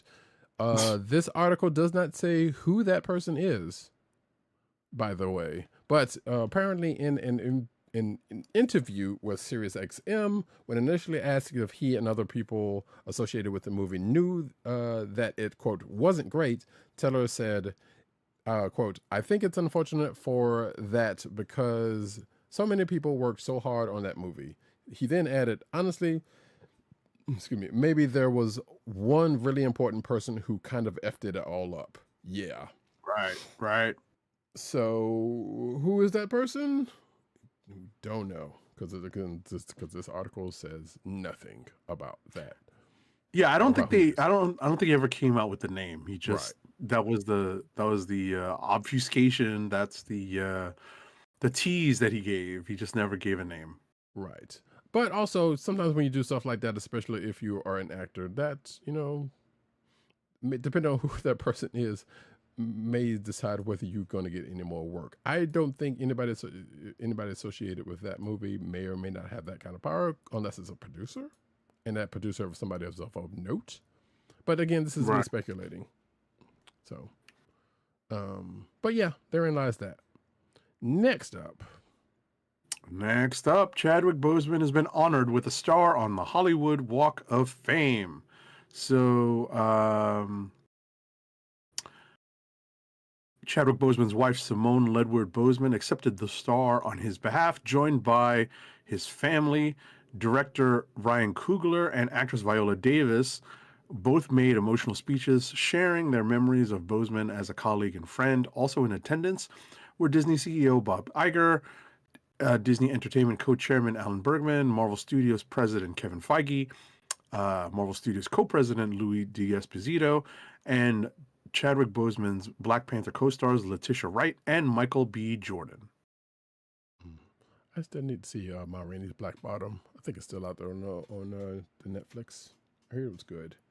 But yeah, I've matter of fact, as we were recording there, I've seen like little small clips of parts of the ceremony or whatnot. I think his wife put down some shoes he had on in a thing next to his star. So that's a cool business. Well deserved. Next up. So, Coyote versus Acme will, quote, reveal what makes Wile E. Coyote tick. Also quoted, we want to get into his soul.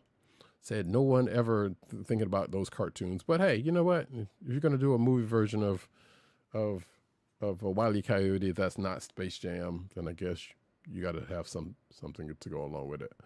But apparently that Coyote versus Acme film is actually seeing the light of day, as we have found out fairly recently. Unfortunately, not the Batgirl woman movie. But yeah, director Dave Green is excited for people to see another side to the Looney Tunes legend, according to this article. Quote, when we grew up watching him, there's something kind of villainous about him, he tells Empire. We want to pop that myth and get into his soul and show you what really makes him tick. The results, he promises, are, quote, very laugh out loud funny and will have you firmly on Team Coyote. And that is hashtag Team Coyote, according to this article.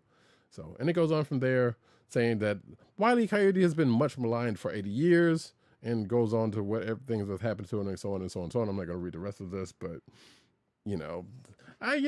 hey, it's Wile E. Of course, what else is he going to do? He's after the Roadrunner for a meal, or Bugs Bunny in certain cases, or some sheep.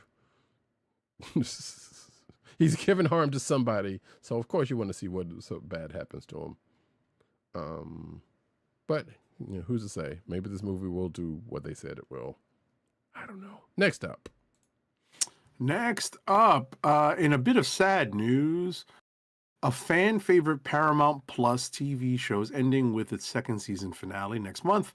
Tales of the Teenage Mutant Ninja Turtles is ending after season 2, according to a new report from a website source. The series, which debuted in August 2024, will see its second season end debut next month. So according to the source, Paramount originally ordered 24 additional episodes of the show, which would have likely been split in half as a season 3 and 4. The report notes that season 3 of the show was actually partially written, but now at some point, Paramount decided to no longer go forward with the show. The The show is a 2D animated series that serves as a sequel to the 2023 Teenage Mutant Ninja Turtles movie. I've never seen this because I don't do Paramount Plus. I do have Paramount Plus and I've not seen this, so there you go. Oh, wow. I mean, let me phrase that. I've seen commercials on it, but I've not, because I haven't watched the movie and also still had to watch this. So yeah, I mean, I know people like it. There are people out there that like it a lot, or like the movie and like this in kind. So I'm sure they're sad, I guess. I don't know. But I'm sure there's probably going to be another Turtles thing coming up. Rest assured. If not another movie, which I think they are absolutely saying they're doing. But anyway, new Star Trek movie in the works from Paramount, from Jonathan Goldstein and John Francis Daly, apparently.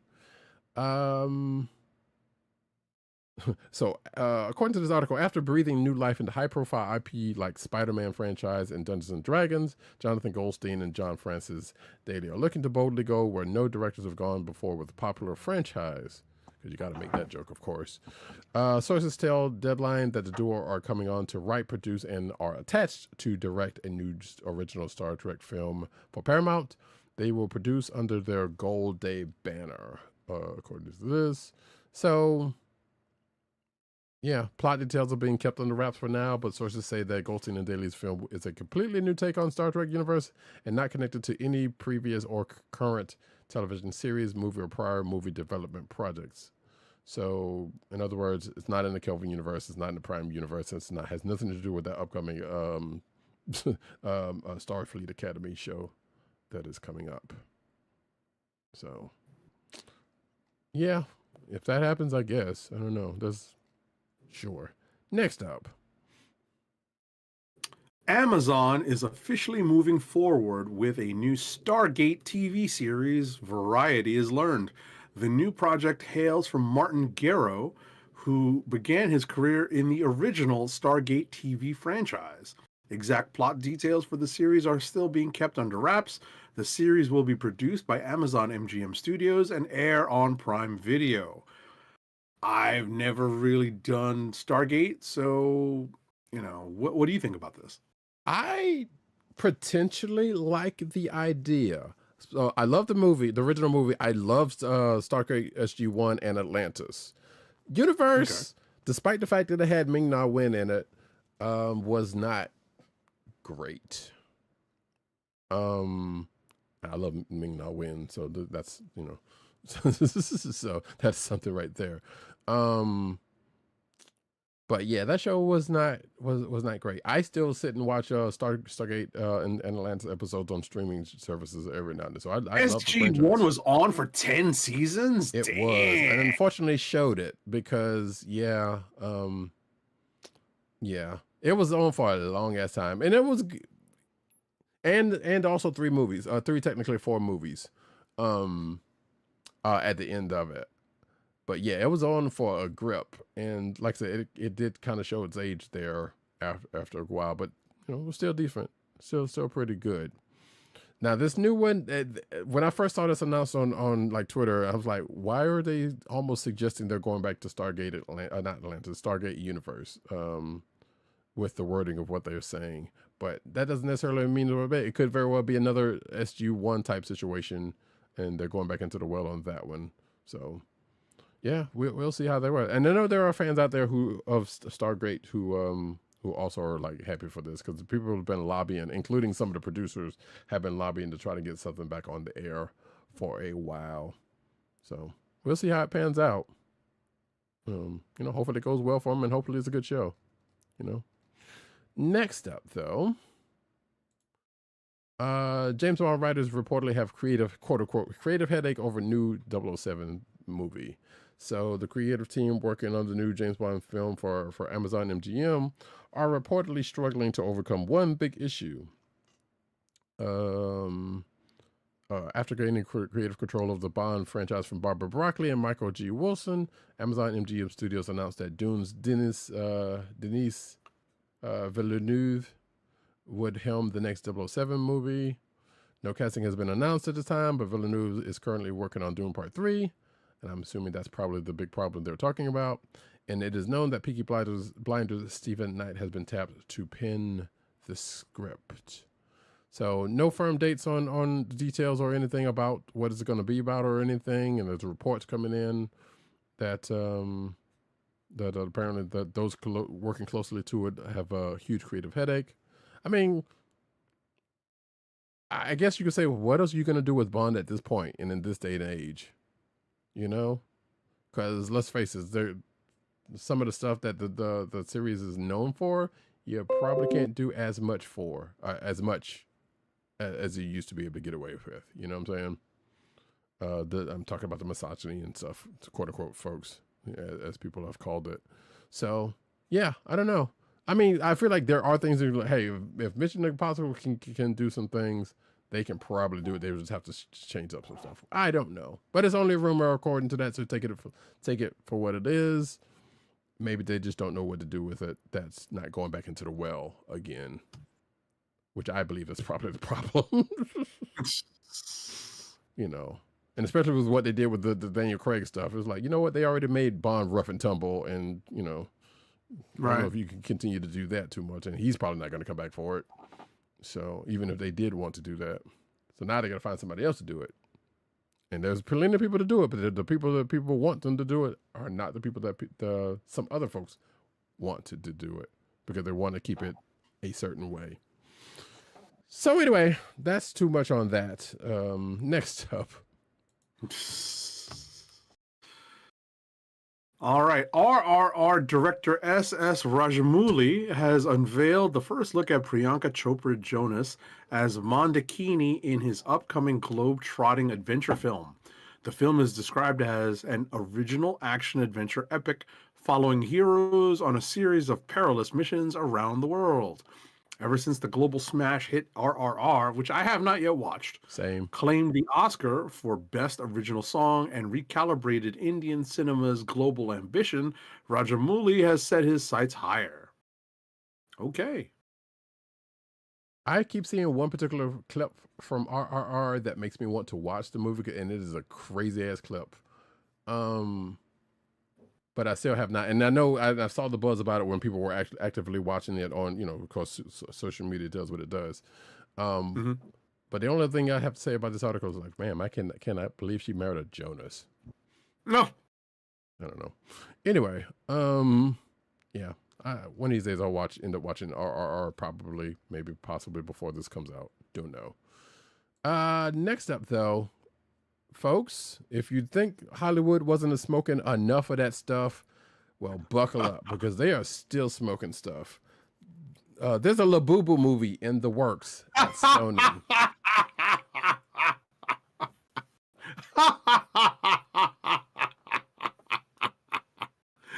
Oh my goodness! Yep. And I was going to say originally in they're just throwing anything at the wall and seeing what sticks category, because let's face it, we know they're doing, there's the Viewmaster movie coming out and a whole bunch of other stuff they're trying to get off the ground. This is the latest craze that has gotten in front of Hollywood's notice, sadly. I know what Labubu is. And also, if you haven't seen that clip from whatever his face's name, talking about what the fuck is Labubu, you should watch it. It's kind of funny. But Sony Pictures, home of the Jumanji movies, that's what this article decides to lead off with, instead of K-pop Demon Hunters, which is the second thing that it mentions, has picked up the screen rights to the Chinese doll brand with the aim at making a movie. And in success, launching a franchise. I bet you this ends up going to the theaters as opposed to K-pop Demon Hunter originally. Anyway, yeah, Sony's slightly a day late and probably a couple of dollars, not necessarily short, but yeah. So no producer or filmmaker is attached to at this stage, as the deal was just signed this past week, and it's too early to tell whether the potential movie would be live action or animated. I would suspect if they want to want this thing to work, probably be animated, because there's a second Five Nights at Freddy movie that probably shouldn't be out there, but yet here we are, folks. Anyway, that's just me editorializing. Next up, this is just very, very funny news. It's real dumb. of Zelda movie, Uh-oh. Oops, Activision sorry. Blizzard's Hold on. use of Oops, AI sorry. is raising I red was gonna say flags. this news dropped a week ago, so wow, Yes. I'm surprised I haven't seen that before today. I All actually right. forgot to put it in the lineup for last week, so I was like, well, let me just go ahead and throw it in there now. Nintendo has just released the first set photos showing it's the Legend of Zelda it's the Legend of Zelda live action movie stars in action. The images posted by the Nintendo Today app are our first glimpse at Bo Bragason playing Zelda and Benjamin Evan Ainsworth playing Link in costume, and come as Nintendo itself officially marks the start of production. Okay. If Link at some point in time doesn't say, "Excuse me, princess," then this movie just doesn't need to be. That's not going to actually happen, though. I know it's not.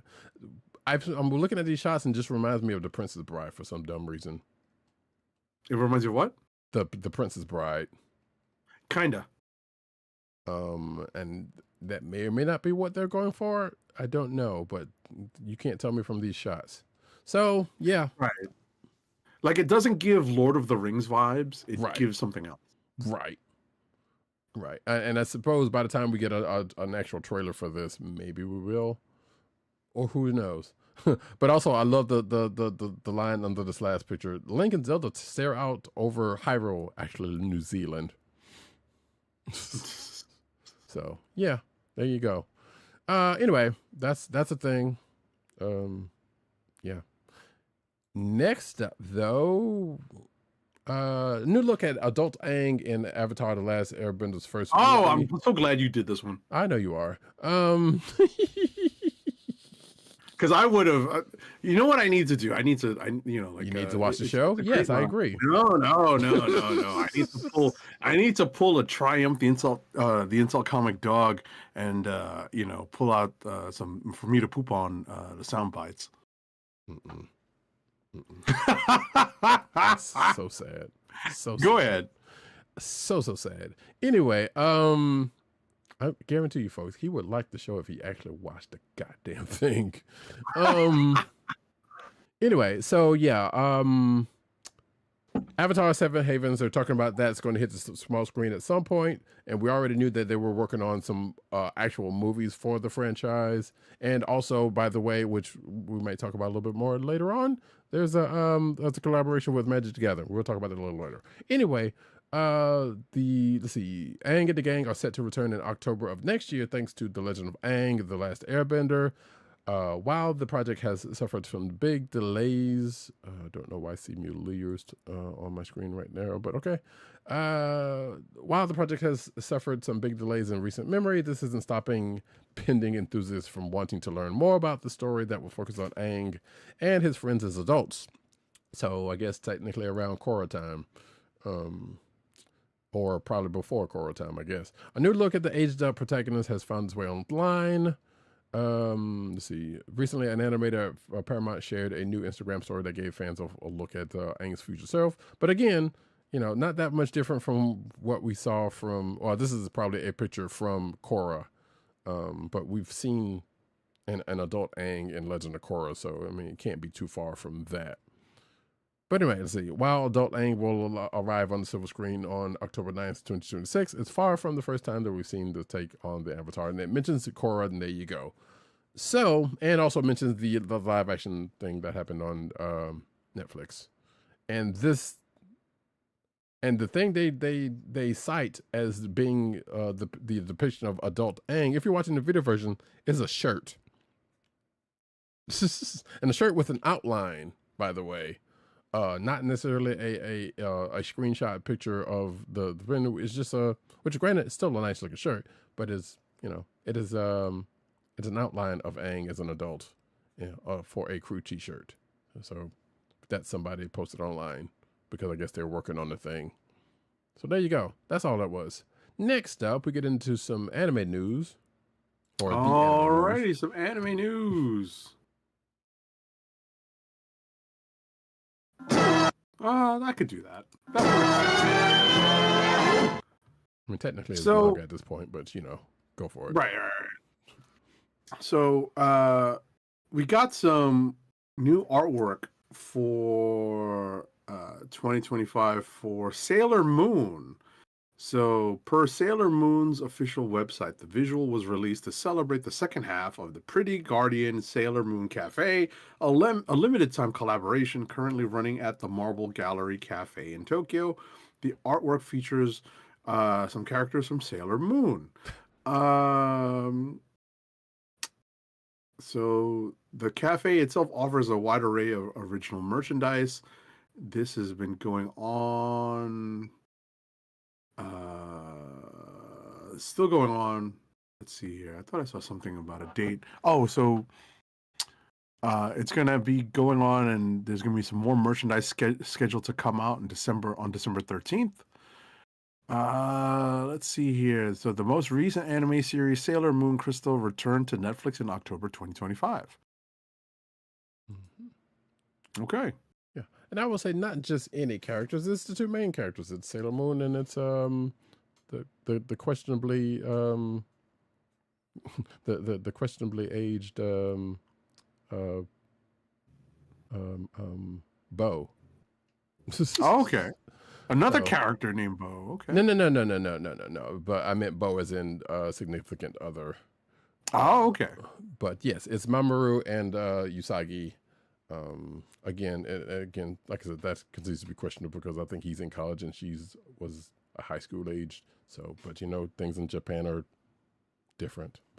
But also I will say, outside of that, hey, if you want to laugh, go check out the clickbait section where I have posted. Apparently, Team 4-Star did a Sailor Moon abridged that just came out fairly recently. It's something similar to what they did with Dragon Ball and Yu-Gi-Oh! And other things they've done. But apparently they just started doing what's called the Toonami abridged, and they start off with Sailor Moon, and that Joker was actually pretty good. So it's kind of it is that style. If you know their style of doing things, then you know what you're getting into on that note. Next up, though, hey, guess what, folks? Spider-Man Octogirl Volume 3 is out there for $11.99.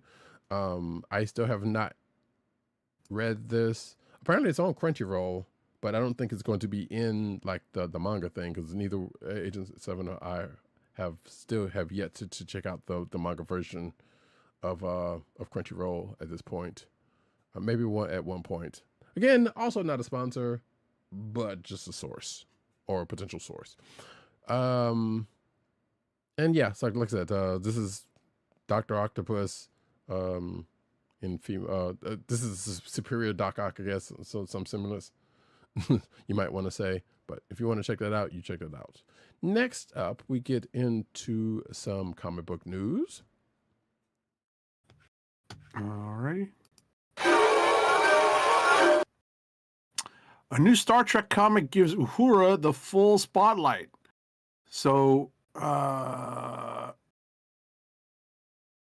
let's see here.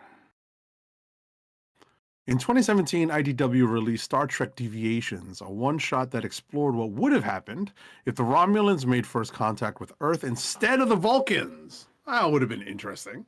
Mm-hmm. For its next alt history outing, the Deviations line is focusing on the original Enterprise's comms officer and translator Nyota Uhura.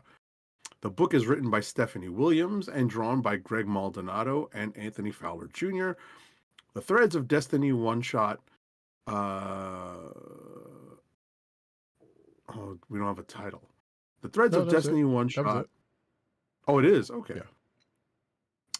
Puts a different spin on the original series episode, The City on the Edge of Forever. Instead of Kirk, Spock, and McCoy using the Guardian of Forever to travel through time, it's Uhura, and it puts her in 1963 during the Civil Rights Movement. While looking for a way home, she decides to join all those fighting for equality and justice and reconnect to why her work as a communications officer is perhaps the most important work of all.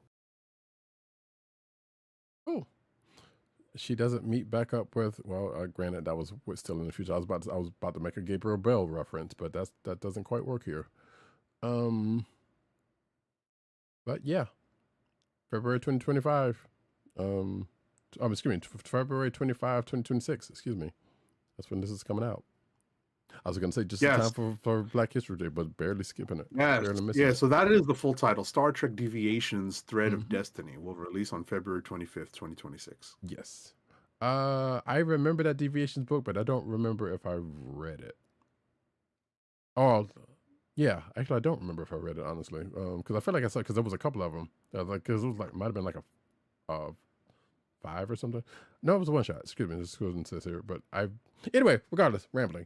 Next up, though, speaking of Star Trek The Last Starship, number 1 gets a second printing, and a new cover. According to this article, it's epic, but you know that's subjective. If you're watching the video version, you can see said second printing cover, which has James C. Kirk on the top, on the front and center. Which, yeah, spoiler alert, that's who shows back up in Last Starship, as I was alluding about earlier. But hey, it was already a thing, so it's not like we hadn't talked about this previously. So yeah, good on the second printing. Like I said, I like that first issue. The second issue is also pretty good. And there you go. Next up.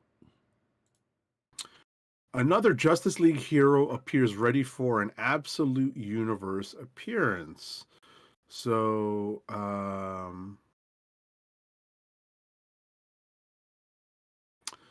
apparently Absolute Catwoman has been confirmed for 2026. That's actually not the subject of this story. Right. But Kelly Thompson, writer of Absolute Wonder Woman, which is great. That should be the book you pick up, in addition to probably Absolute Batman. Dropped some gems in a recent conversation with the Splash Pages Comic Book Club, referencing her use of Aquaman's trident in her storytelling. So she basically says she wouldn't be able to say, but it's certainly been. But I guess Arthur Curry or some form of Aquaman has certainly been a part of the conversation. I added the Arthur Curry part. Yes. And given what's going on in Aquaman's book proper right now, I feel like they've been kind of toying with the fact that he might already be over there, or I guess the Prime DC version, it might be over there in some way, shape, or form. I'm not entirely sure, and I also need to catch up on that book. But also, I would add Al Ewing's Absolute Green Lantern to that book, because that's a book I know you haven't been reading it, but that book's actually. I've read the first couple of issues. I have to catch up.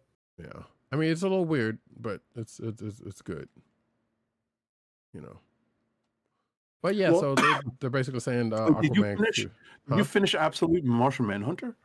I have not read Absolute Martian Manhunter. I was going to. I've heard with good Flash. things about it. I have too. Right. Yeah.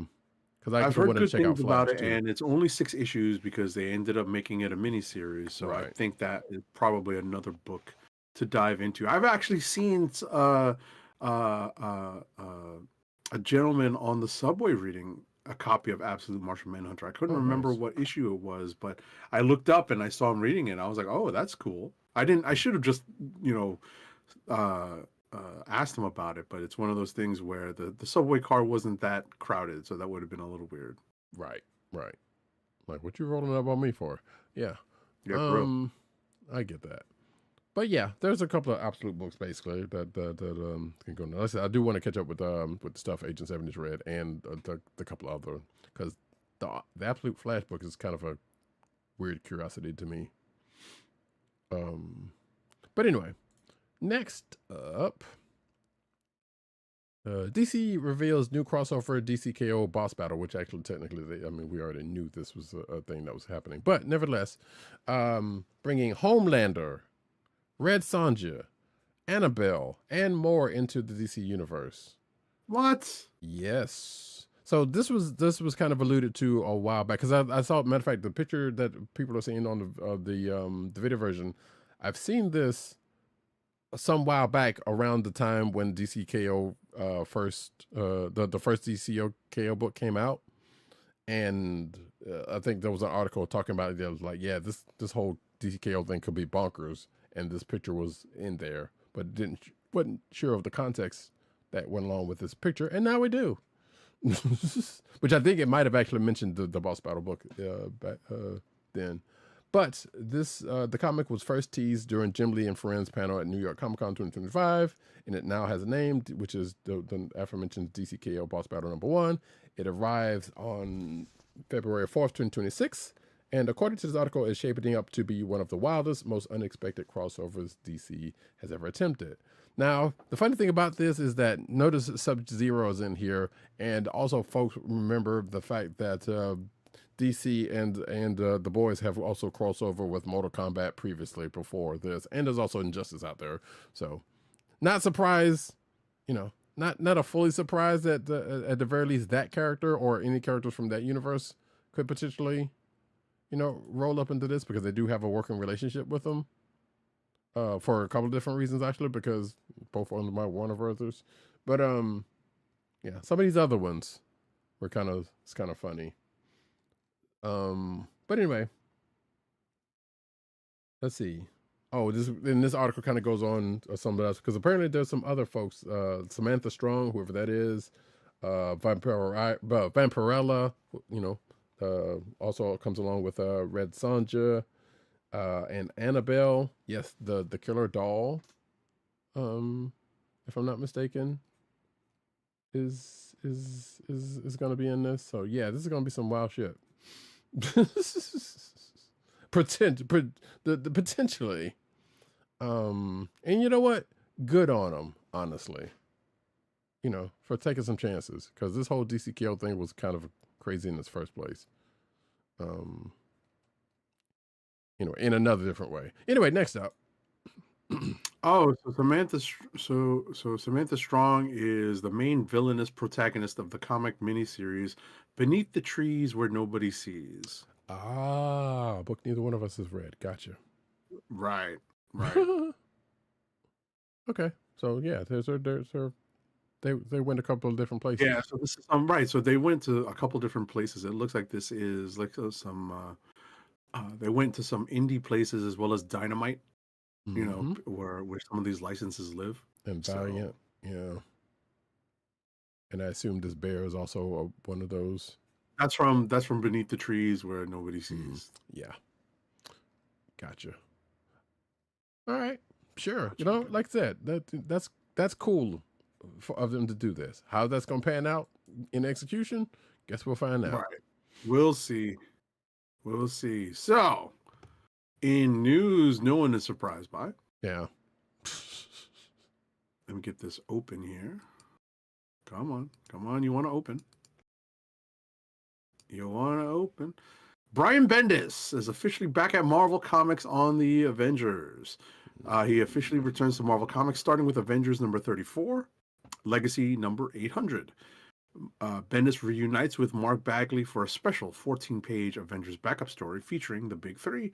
His groundbreaking Avengers and Marvel work paved the way for major comic events and iconic characters, kinda. Yeah. And Bendis teases more upcoming Marvel projects, marking a big comeback after his time at DC and Dark Horse. Okay. Sounds like a threat. Yeah, right? I don't know how to feel about that, honestly. There was parts of some of his Avengers run that I liked, but also there was some things of stuff that I didn't care that much about as well. But we'll see. Yeah, we'll see. We'll see what happens with that. And him being back on Avengers specifically, I guess, is the thing that I'm, Right. It won't be long term though. Yeah, I know, but still, like this is a backup story, so we'll see what comes. What other Marvel projects he's got in the works. You can, as we have found, you can do a lot of damage in a short amount of time in comics. True enough. Marvel ends the Ultimate Universe with a final saga, which is revealed in February 2026 solicits, which all of this stuff we already knew about, but still, just letting y'all know. Yeah, Ultimate Endgame was, I can't remember if I said that earlier in talking about the event name, but it's going to hit all of the books, including that Ultimate Wolverine book. So, just to end it all out. And this is talking about the stuff that is coming out in February. Like I said, we've kind of already talked about some of this stuff already. And they give you the solicitation stuff in this issue for that month stuff. Next up, That's a great cover for Ultimate Endgame number 3. let's go back. It's on that website. Yeah, I'm back. I had to get back to it. The cover by Mark Brooks. That's great. I mean, Mark Brooks does some damn good covers. So, but yes, that one is great. That one does. That's a good. great cover. Wow. So, yeah, I've been actually meaning to get a book of Mark Brooks's art. Like if I saw him at a con and he was selling or something like that, because. But I was about to say I really haven't been that, enamored with his art enough that I would go to like his table and buy, like a book of like an art book or something or a print. I really haven't. I'm not that big a fan of his work, to be perfectly honest. But that's a really nice piece. There's been some stuff I've really liked. There's some covers of his and whatnot that I've really liked of his, especially he was doing a run back when we were still doing end of the year stuff, where I think he might have come up for such a award. Which actually, that's funny. I had to talk to you about that later, after the show about something. Okay. But anyway, but yeah, that cover's pretty good. I've seen some of the other stuff that I particularly liked, and then that would. Yeah, because I've seen Mark Brooks at New York Comic Con like every year, so. It makes me want to, make it a point of stopping by a table and just seeing what he's got. Right. I know there's specifically a couple of video game leaning covers that I recall him doing that I enjoyed as well from way back. This Ultimate cover is also pretty good. The DK Ruan one, I like. It's kind of funny. Not funny, but yeah. Anyway. Next up. Yeah, it's just a matter of taste, to be perfectly honest. Sure, yeah. And everybody got different things. Like he did a bunch of the cool Krakoa era X-Men covers, like the big splat, the big connecting covers. Yes. So I'm just kind of going through an idea of what I might want to look for if I ever, chances are he'll be at New York Comic Con next year. It's a year away, but it's a thought to kind of plant the seed to circle to that guy's table and see what he's got. Right, and I'm pretty sure he probably did a couple of fairly decent hip hop covers, but I don't remember what they would be at this point. Yeah, he did. I remember that. Next up, but like I said, in general, it's not really my cup of tea. But like I said, that cover is really nice. Next up, a new era of Daredevil by Stephanie Phillips and Lee Garbett begins. Daredevil by Stephanie Phillips and Lee Garbett is launching in March 2026, and will be sold in True Believer blind bags. Boo. Right, I'm gonna get it. I'm going to probably add this to my pull list because I'm really digging Stephanie Phillips's run on the all new Spider-Gwen Ghost Spider, right? And I'll be willing to give her Daredevil a try. Phillips and Garbett set out to redefine Daredevil for a new age, a fresh start that's perfect for newcomers. So Matt Murdock, in this new run, confronts unprecedented challenges both in his personal life as Matt Murdock and on the dangerous streets of Hell's Kitchen as Daredevil. Matt will, go back to school, taking on a new role as a law professor. Okay. That hits close to home. Just as a new supervillain named Omen emerges with a mysterious vendetta against his superhero alter ego. Okay. I mean, he's been a priest. What else you gonna do with him? Yeah, I was about to say the priest, the idea of reincarnating him as a priest got me into the previous run on Daredevil by Saladin Ahmed. So this is actually I'm impressed by the premise of this run. So that's a good start. If you're watching the video version, and sometimes you should, I'm flipping through the covers that will be in the blind bags that you will potentially get from the blind bags, I should say. There you go. Next up, apparently even George R.R. Martin is frustrated with Marvel retconning Spider-Man and Mary Jane's wedding. So during a conversation with Popverse, George R.R. Martin, who probably should be working on some books, talked about his love for comic books, relishing in the fact that there are decades of comics to read, so he'll never risk running out. However, he did have one issue with the way comic books are handled. Quote, I do have frustrations with it too, I have to admit, he explains. I don't like retcons. I don't like reboots. You know, I'm following a character or a superhero or something for years, sometimes decades, and then they come up and say, oh no, none of that stuff happened. We're just going to start the whole thing over again. That always annoys the hell out of me. Quote. And honestly, I can see him. I'm sorry to laugh. No. It was worth it. It's worth the laugh. Martin cited, specific and very famous retcon that Marvel pulled over years ago as an example. Peter Parker married Mary Jane, he said, referencing the infamous, they got the N in quotes, famous Spider-Man One More Day and Brand New Day storylines where Spider-Man and his marriage to MJ or Mary Jane erased from continuity. I think we're all feeling that one, George. So you ain't the only one. Mm-hmm. You can't undo these things. I mean, you can, but they do nowadays. But what can you do? Is what he says. So yeah, like I said, that is not a take that is that no one's going to argue. Right. Not many people are going to argue, I should say. And the folks that will are bad people. So. You know, I'm just saying. You know. Okay. Next up. All right. Next up, Marvel. What's that? I said Toy Corner. Oh, Toy Corner. Hasbro Marvel Legends series MCU Iron Man Mark III reissue figure pre-order is coming next week. So highlighted on X or whatever other social media platforms Dan Young is on over at Hasbro. Let's see here. I think the pre-order is set for it doesn't have the exact day here, but I think he put that in. I think there is a follow-up to this because this particular article is just a few days from a few days ago. Yeah, well, even in the comments they said, yeah, they're available at places. Okay. So yeah, but yeah, this article didn't update with that, I've had this article for a few days now. So, actually, let's just go ahead and click through to one of them, non-specifically. $27.99. Oh yes, $27.99. That is the new tariff price for these Marvel Legends. Right.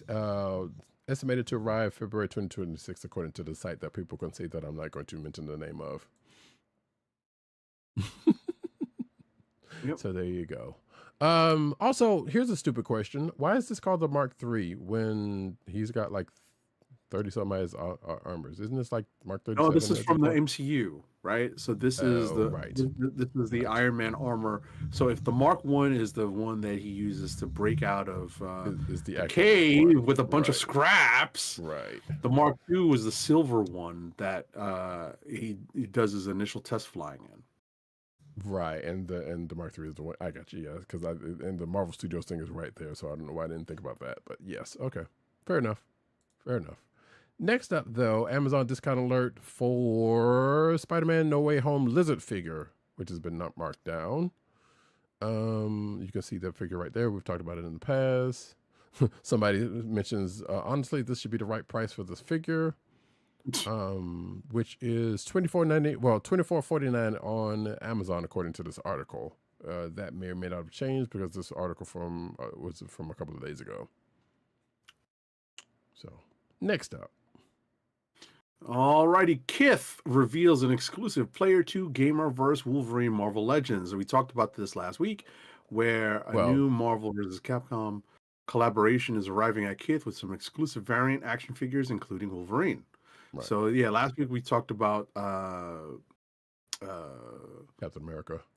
Captain America. This week we've got an article on Wolverine, and he comes with some cool in a kind of a yellow. It's not really gold. It's yellow and brown colorway with like slashing effects, and it's pretty cool if you're into that particular look of Wolverine. Yep. So now you can do the Berserker Barrage. That's right. Thanks to Kith. Now give us a kiss. No, that's actually with the original, like the yellow and blue. Right. That's the original Marvel Legend also has that that effect, that Berserker Barrage X effect piece. Right, but this one has Kith on it. Yeah, exactly. I was about to say this one is color coded for this particular release. Right, $45, by the by. Next up, Adidas, which weirdly enough, I don't know why this strikes me so much, but Adidas, the shoe company, is spelled with a capital A. Normally in this article, all through it has a lowercase a, and it just messes with me. Anyway, Adidas launches Marvel and Real Madrid All Blacks collection collaboration. So you got some football and rugby teams. Apparently, going to have some merch and also a comic book written by Stephanie Williams and art by J.L. Giles and colors by Chris Sotomayor. Apparently, the story of the comic takes place at the Santiago Bernabeu Stadium and the All Blacks training ground, where both teams face Ultron and his army of sentries after a Roxxon satellite crashes to Earth, because those things go together. The Avengers join forces with the players to protect their territories, and chaos spreads across Madrid and New Zealand. So, and of course, there's merch. Like I said, 2 t-shirts, a track top, a hoodie, pants, and a long sleeve tee and shorts, emblazoned with, I'm sure, team logos and characters and whatnot on them. Actually, you can see a couple of examples in the video version right there. Actually, that's the only thing you see. I'm going to have to go over to adidas.com just to check that out. Basically. So, yes, the collection is going to be available through selected Adidas retailers, Real Madrid stores, retail partners, and online at adidas.com, like I said. So, yeah, there you go. I guess I could check out the Adidas store in Manhattan. Sure. There's a couple of Adidas stores in Manhattan, I think. Yeah. I'm about to say, if any store is going to have it, it's going to be the one in New York. So, right. Next up. Let's see. McFarlane Toys exclusive reissues. Batman 89, Guy Gardner, Mr. Terrific, and Superman. Alrighty, so we have these reissues. To fulfill this dream. What the hell? Stop it. Not sure what that was. The video that's playing on the site. So this is comic version. All right, so we have a DC Multiverse Superman new 52 7-inch scale figure that's being reissued for $24.99. Guy Gardner Red Lantern Red Platinum edition that's being reissued for $34.99. What the heck is that? Why? What's that? I said why? Right, because I guess it includes all of the accessories, like a Red Lantern power battery, 3 interchangeable faceplates, 4 extra hands, figure display base, and an art card. Same price though, $34.99 for Mr. Terrific JSA Red Platinum Edition 7-inch scale figure. Accessories include an extra hand, energy shield, T-sphere, energy effects, 3 interchangeable faceplates. They're all going to have that T on his face. Well, I'm just joking. Maybe they don't. And a figure display base and an art card. And lastly, Batman 1989 Platinum Edition 7-inch scale action figure includes a soft goods cape, a display base, and art card. Okay. No, my why was more targeted to why Guy Gardner. But that's I know. Yeah, that's just me though. So don't pay that So yeah, I know. Yeah, there you go, folks. If you want any of those pictures as I just displayed while he was talking, then there you go. Next up, though, new anime exclusive Transformers release give Optimus Prime a look-alike a dark reveal. Dun dun dun dun. Let's see what we got. Flame Toys continues to produce several model kits and action figures based on the Transformers franchise. These include several mainstream characters as well as obscure entries and interesting variants, as seen in the upcoming release. Fury model Galva Convoy is a rendition of Leo Convoy, aka Leo Prime, from Beast Wars 2's Super Lifeform Transformers. Do I really not have that one? I don't think I do, actually. Huh. I need to hunt that one down.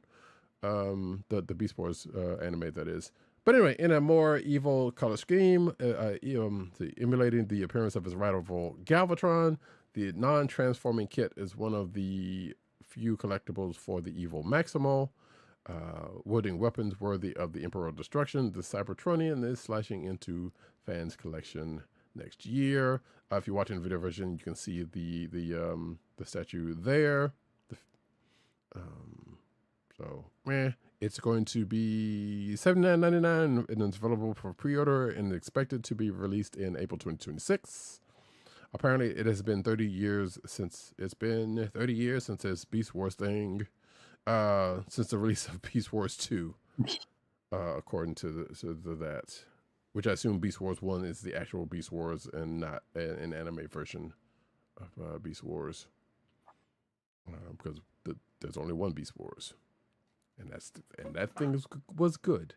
Next up, though, we have an in-stock alert. Hasbro G.I. Joe Classified Series Deluxe Short Fuse and Steeler 2-pack. So it's in stock on Target.com. Yeah. So if you want to recreate that scene in the second, was it the first or the second G.I. Joe miniseries where these two are trying to explain the plan to shoot down the satellite that Cobra took over. Unfortunately, you need a doctor, whoever the doctor's name, to complete that conversation. But nevertheless, you got these two. I had a Short Fuse and a Steeler because Steeler came with the Mobat with the tank. Okay. Well, now you can just get them separately. Or not separately, but now you can get these two figures together as they were always meant to be. Because that's where we've always seen them. Right, because Steeler's the tank commander, so it's kind of weird to see him without the tank. Right. So I says to him, and all this kind of, I can't even recreate the thing without laughing. But anyway, they realize that you just need a master device also somewhere in the background. Yeah. But they realize that. Last but not least, Magic the Gathering next big secret layer drop is Monster Hunter. Yay! So yeah, Wizards of the Coast announced it. And this article has been updated with the fact that that the super drop was more of a thing, and we also get the images of the cards, which I don't think are attached to this article, but you can link to it from this. But yes, according to the original article, it was announced in a very odd press release, which I think that's probably what the thing that the Magic the Gathering Twitter account was basically been trying to do for the last couple of weeks, because they had posts with certain letters being highlighted and people were just like, okay, no, you need to just do something else. We don't care what this is type situations going on. Maybe do print on demand. And there was like somebody saying that like every time they posted, and they kept going on with the thing. But this is what that led up to. So the collaboration includes 4 separate drops, each priced at $29.99 because that's what they do, and the 4 versions going for $39.99. All cards involved are reprints of existing cards with Monster Hunter themes, so nothing mechanically unique or new. So that way, that makes some sense. Because the press release includes some basic information about the drops, and the names of the drops and whatnot. So you can, you can go forth and decide if you want to get these cards, which I may or may not be doing because I'm still trying to gather some for the Avatar Super Drop, which you can, which is technically no longer available, but some of the releases are. Anyway, that, folks, is it for the news section. Before we get to the last ad read, I'm just going to drop, speaking of Magic the Gathering, a real quick show and tell. There we go. You probably know where this is going, by the way, given the lead into this. But recently, Magic the Gathering, a collaboration with Avatar: The Last Airbender has come out. And I hold in my hands, if you're watching the video version, and that's not going to play well, and I'm not dropping my thing, but that's okay. So I have the Jumpstart booster, a pack of in my hand, and also I am showing the play boosters, which I've yet to crack open, but I have started, but I did at least open up the Jumpstart boosters. So if real quick, if you don't know what the difference is, the play boosters are basically just a pack of the regular cards, you know, to make you a deck. It's like 30 booster cards. Okay, how many packs are in there? I think it's 30 in here. I can't remember. Actually, I can't remember, honestly. I want to say 30, but I might be wrong. In the play booster pack, because there are some with like 15 packs and different amounts of packs that are in a set. Like collector sets are like 12 to 15. There are like scenes and whatnot are also 12 to 16 booster packs, and usually they come with, like, each pack comes with like 14, 15 cards per pack. So, you know, so you can get you a set. And a lot of people, as they tend to do, because when I went to the LGS, they were still having the pre-release stuff, because technically these don't actually come out officially until tomorrow. Actually, today, as of we speak. But pre-release happened this past week, and stores were like, "Yeah, we're just gonna go ahead and sell them." And they were also having, you know, their events so people can draft cards and keep them and that kind of stuff. But I didn't stick around for the draft because, no, I'm socially not going to do that. Not yet, anyway. I ain't prepared for that. I got to build up to that. But yeah, so the play boosters are just the regular packs, but the Jumpstart boosters are a different thing. This is basically a different play mode. So with the Jumpstart stuff, is like, say if you're somebody coming new to Magic, and you want to kind of get them in there. Basically, what happens is you take 2 of these packs out of theirs, and I think there are also 30 in here, or I can't remember how many is in the Jumpstart pack. But basically, you take 2 packs of these, you open them up, shuffle them together, and then you got a deck, and you can play with that. All of these Jumpstart packs are themed. You don't necessarily know what the themes are until you open the packs. So that's the cool thing about it. So you could just like, hey, here you go. Pick 2 out of here. We'll start playing. And whatever you get from there, you know, can start you off. And then, of course, you can, you know, if the person doesn't know how to play, you can teach them how to play type situation. But I've always enjoyed the Jumpstart stuff. And, of course, some of the stuff you could also use for standard Magic gameplay as well. But like I said, this is kind of just like a pick up and play version of that you can just go ahead and do it with folks. So but yeah, there will probably be more cards in my program, because I'm looking at a couple of pre-release decks that I want to, boxes that I want to get, that unfortunately may or may not have any digital cards along with them like they used to, which really sucks. But you know, therein lies that, because I guess they didn't want to, they felt like money was getting off the table if they, heaven forbid, give people free access to, you know, the digital versions of some cards that you're already buying physicals for. Right. You know, goddamn greedy bastards. Anyway, that is that, folks. And now let's get to our last ad read. Our last ad read of the night. Keep our podcast free by shopping at Amazon. Visit cspn.us, then click the Keep Our Podcast Free link at the top of the page. From there, scroll down and click on the Amazon link to shop. Purchase items from Amazon as you normally would, whether it's books, music, electronics, jewelry, apparel, or Marvel Legends. For every purchase made on Amazon through our link, Amazon sends the CSPN a payment. that helps us keep the Comic Book Chronicles podcast free for our listeners at no extra cost to you. Now, since it is the holiday season and you're planning on doing your holiday shopping, if you shop at Amazon, bookmark the link or add it as your homepage so that you can help the CSPN each time you order. We thank you for your support.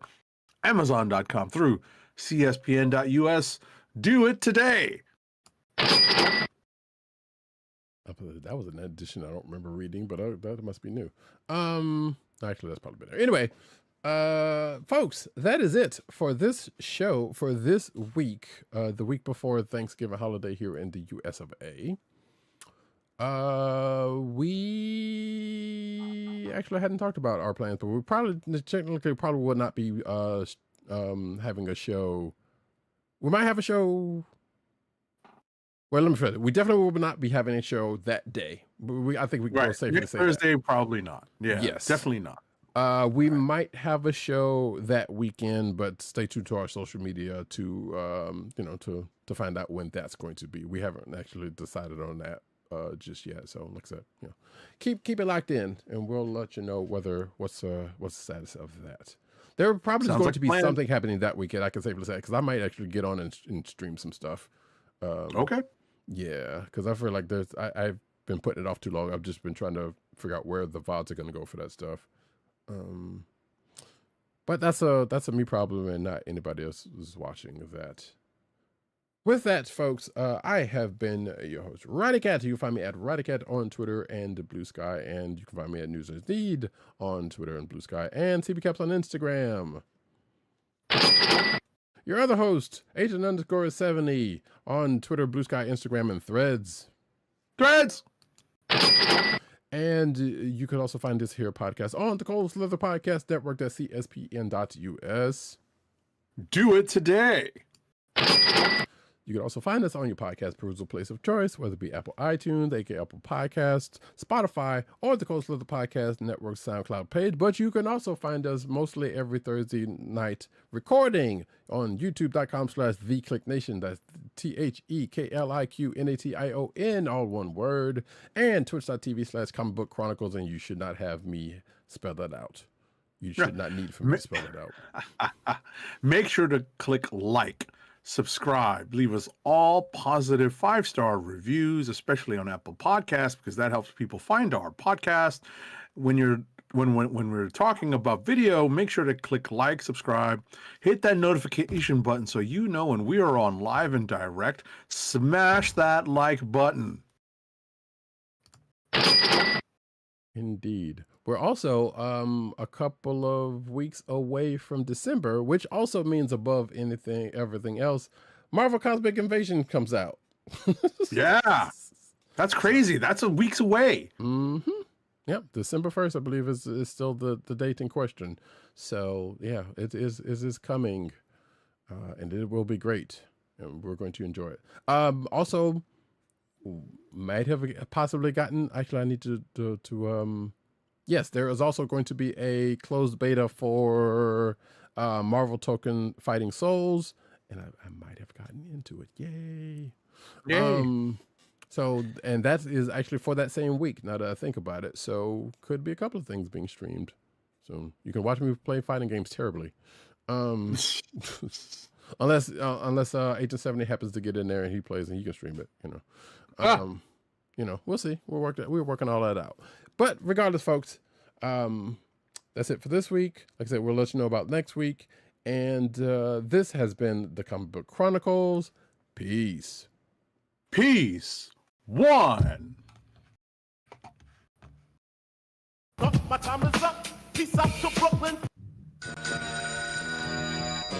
Good evening, Rick. Would you believe it's Dr. Doom? What's on your evil mind? Hold your insulting tongue and mark my words well. How about this rumor that you are really hired, Mr. Stark?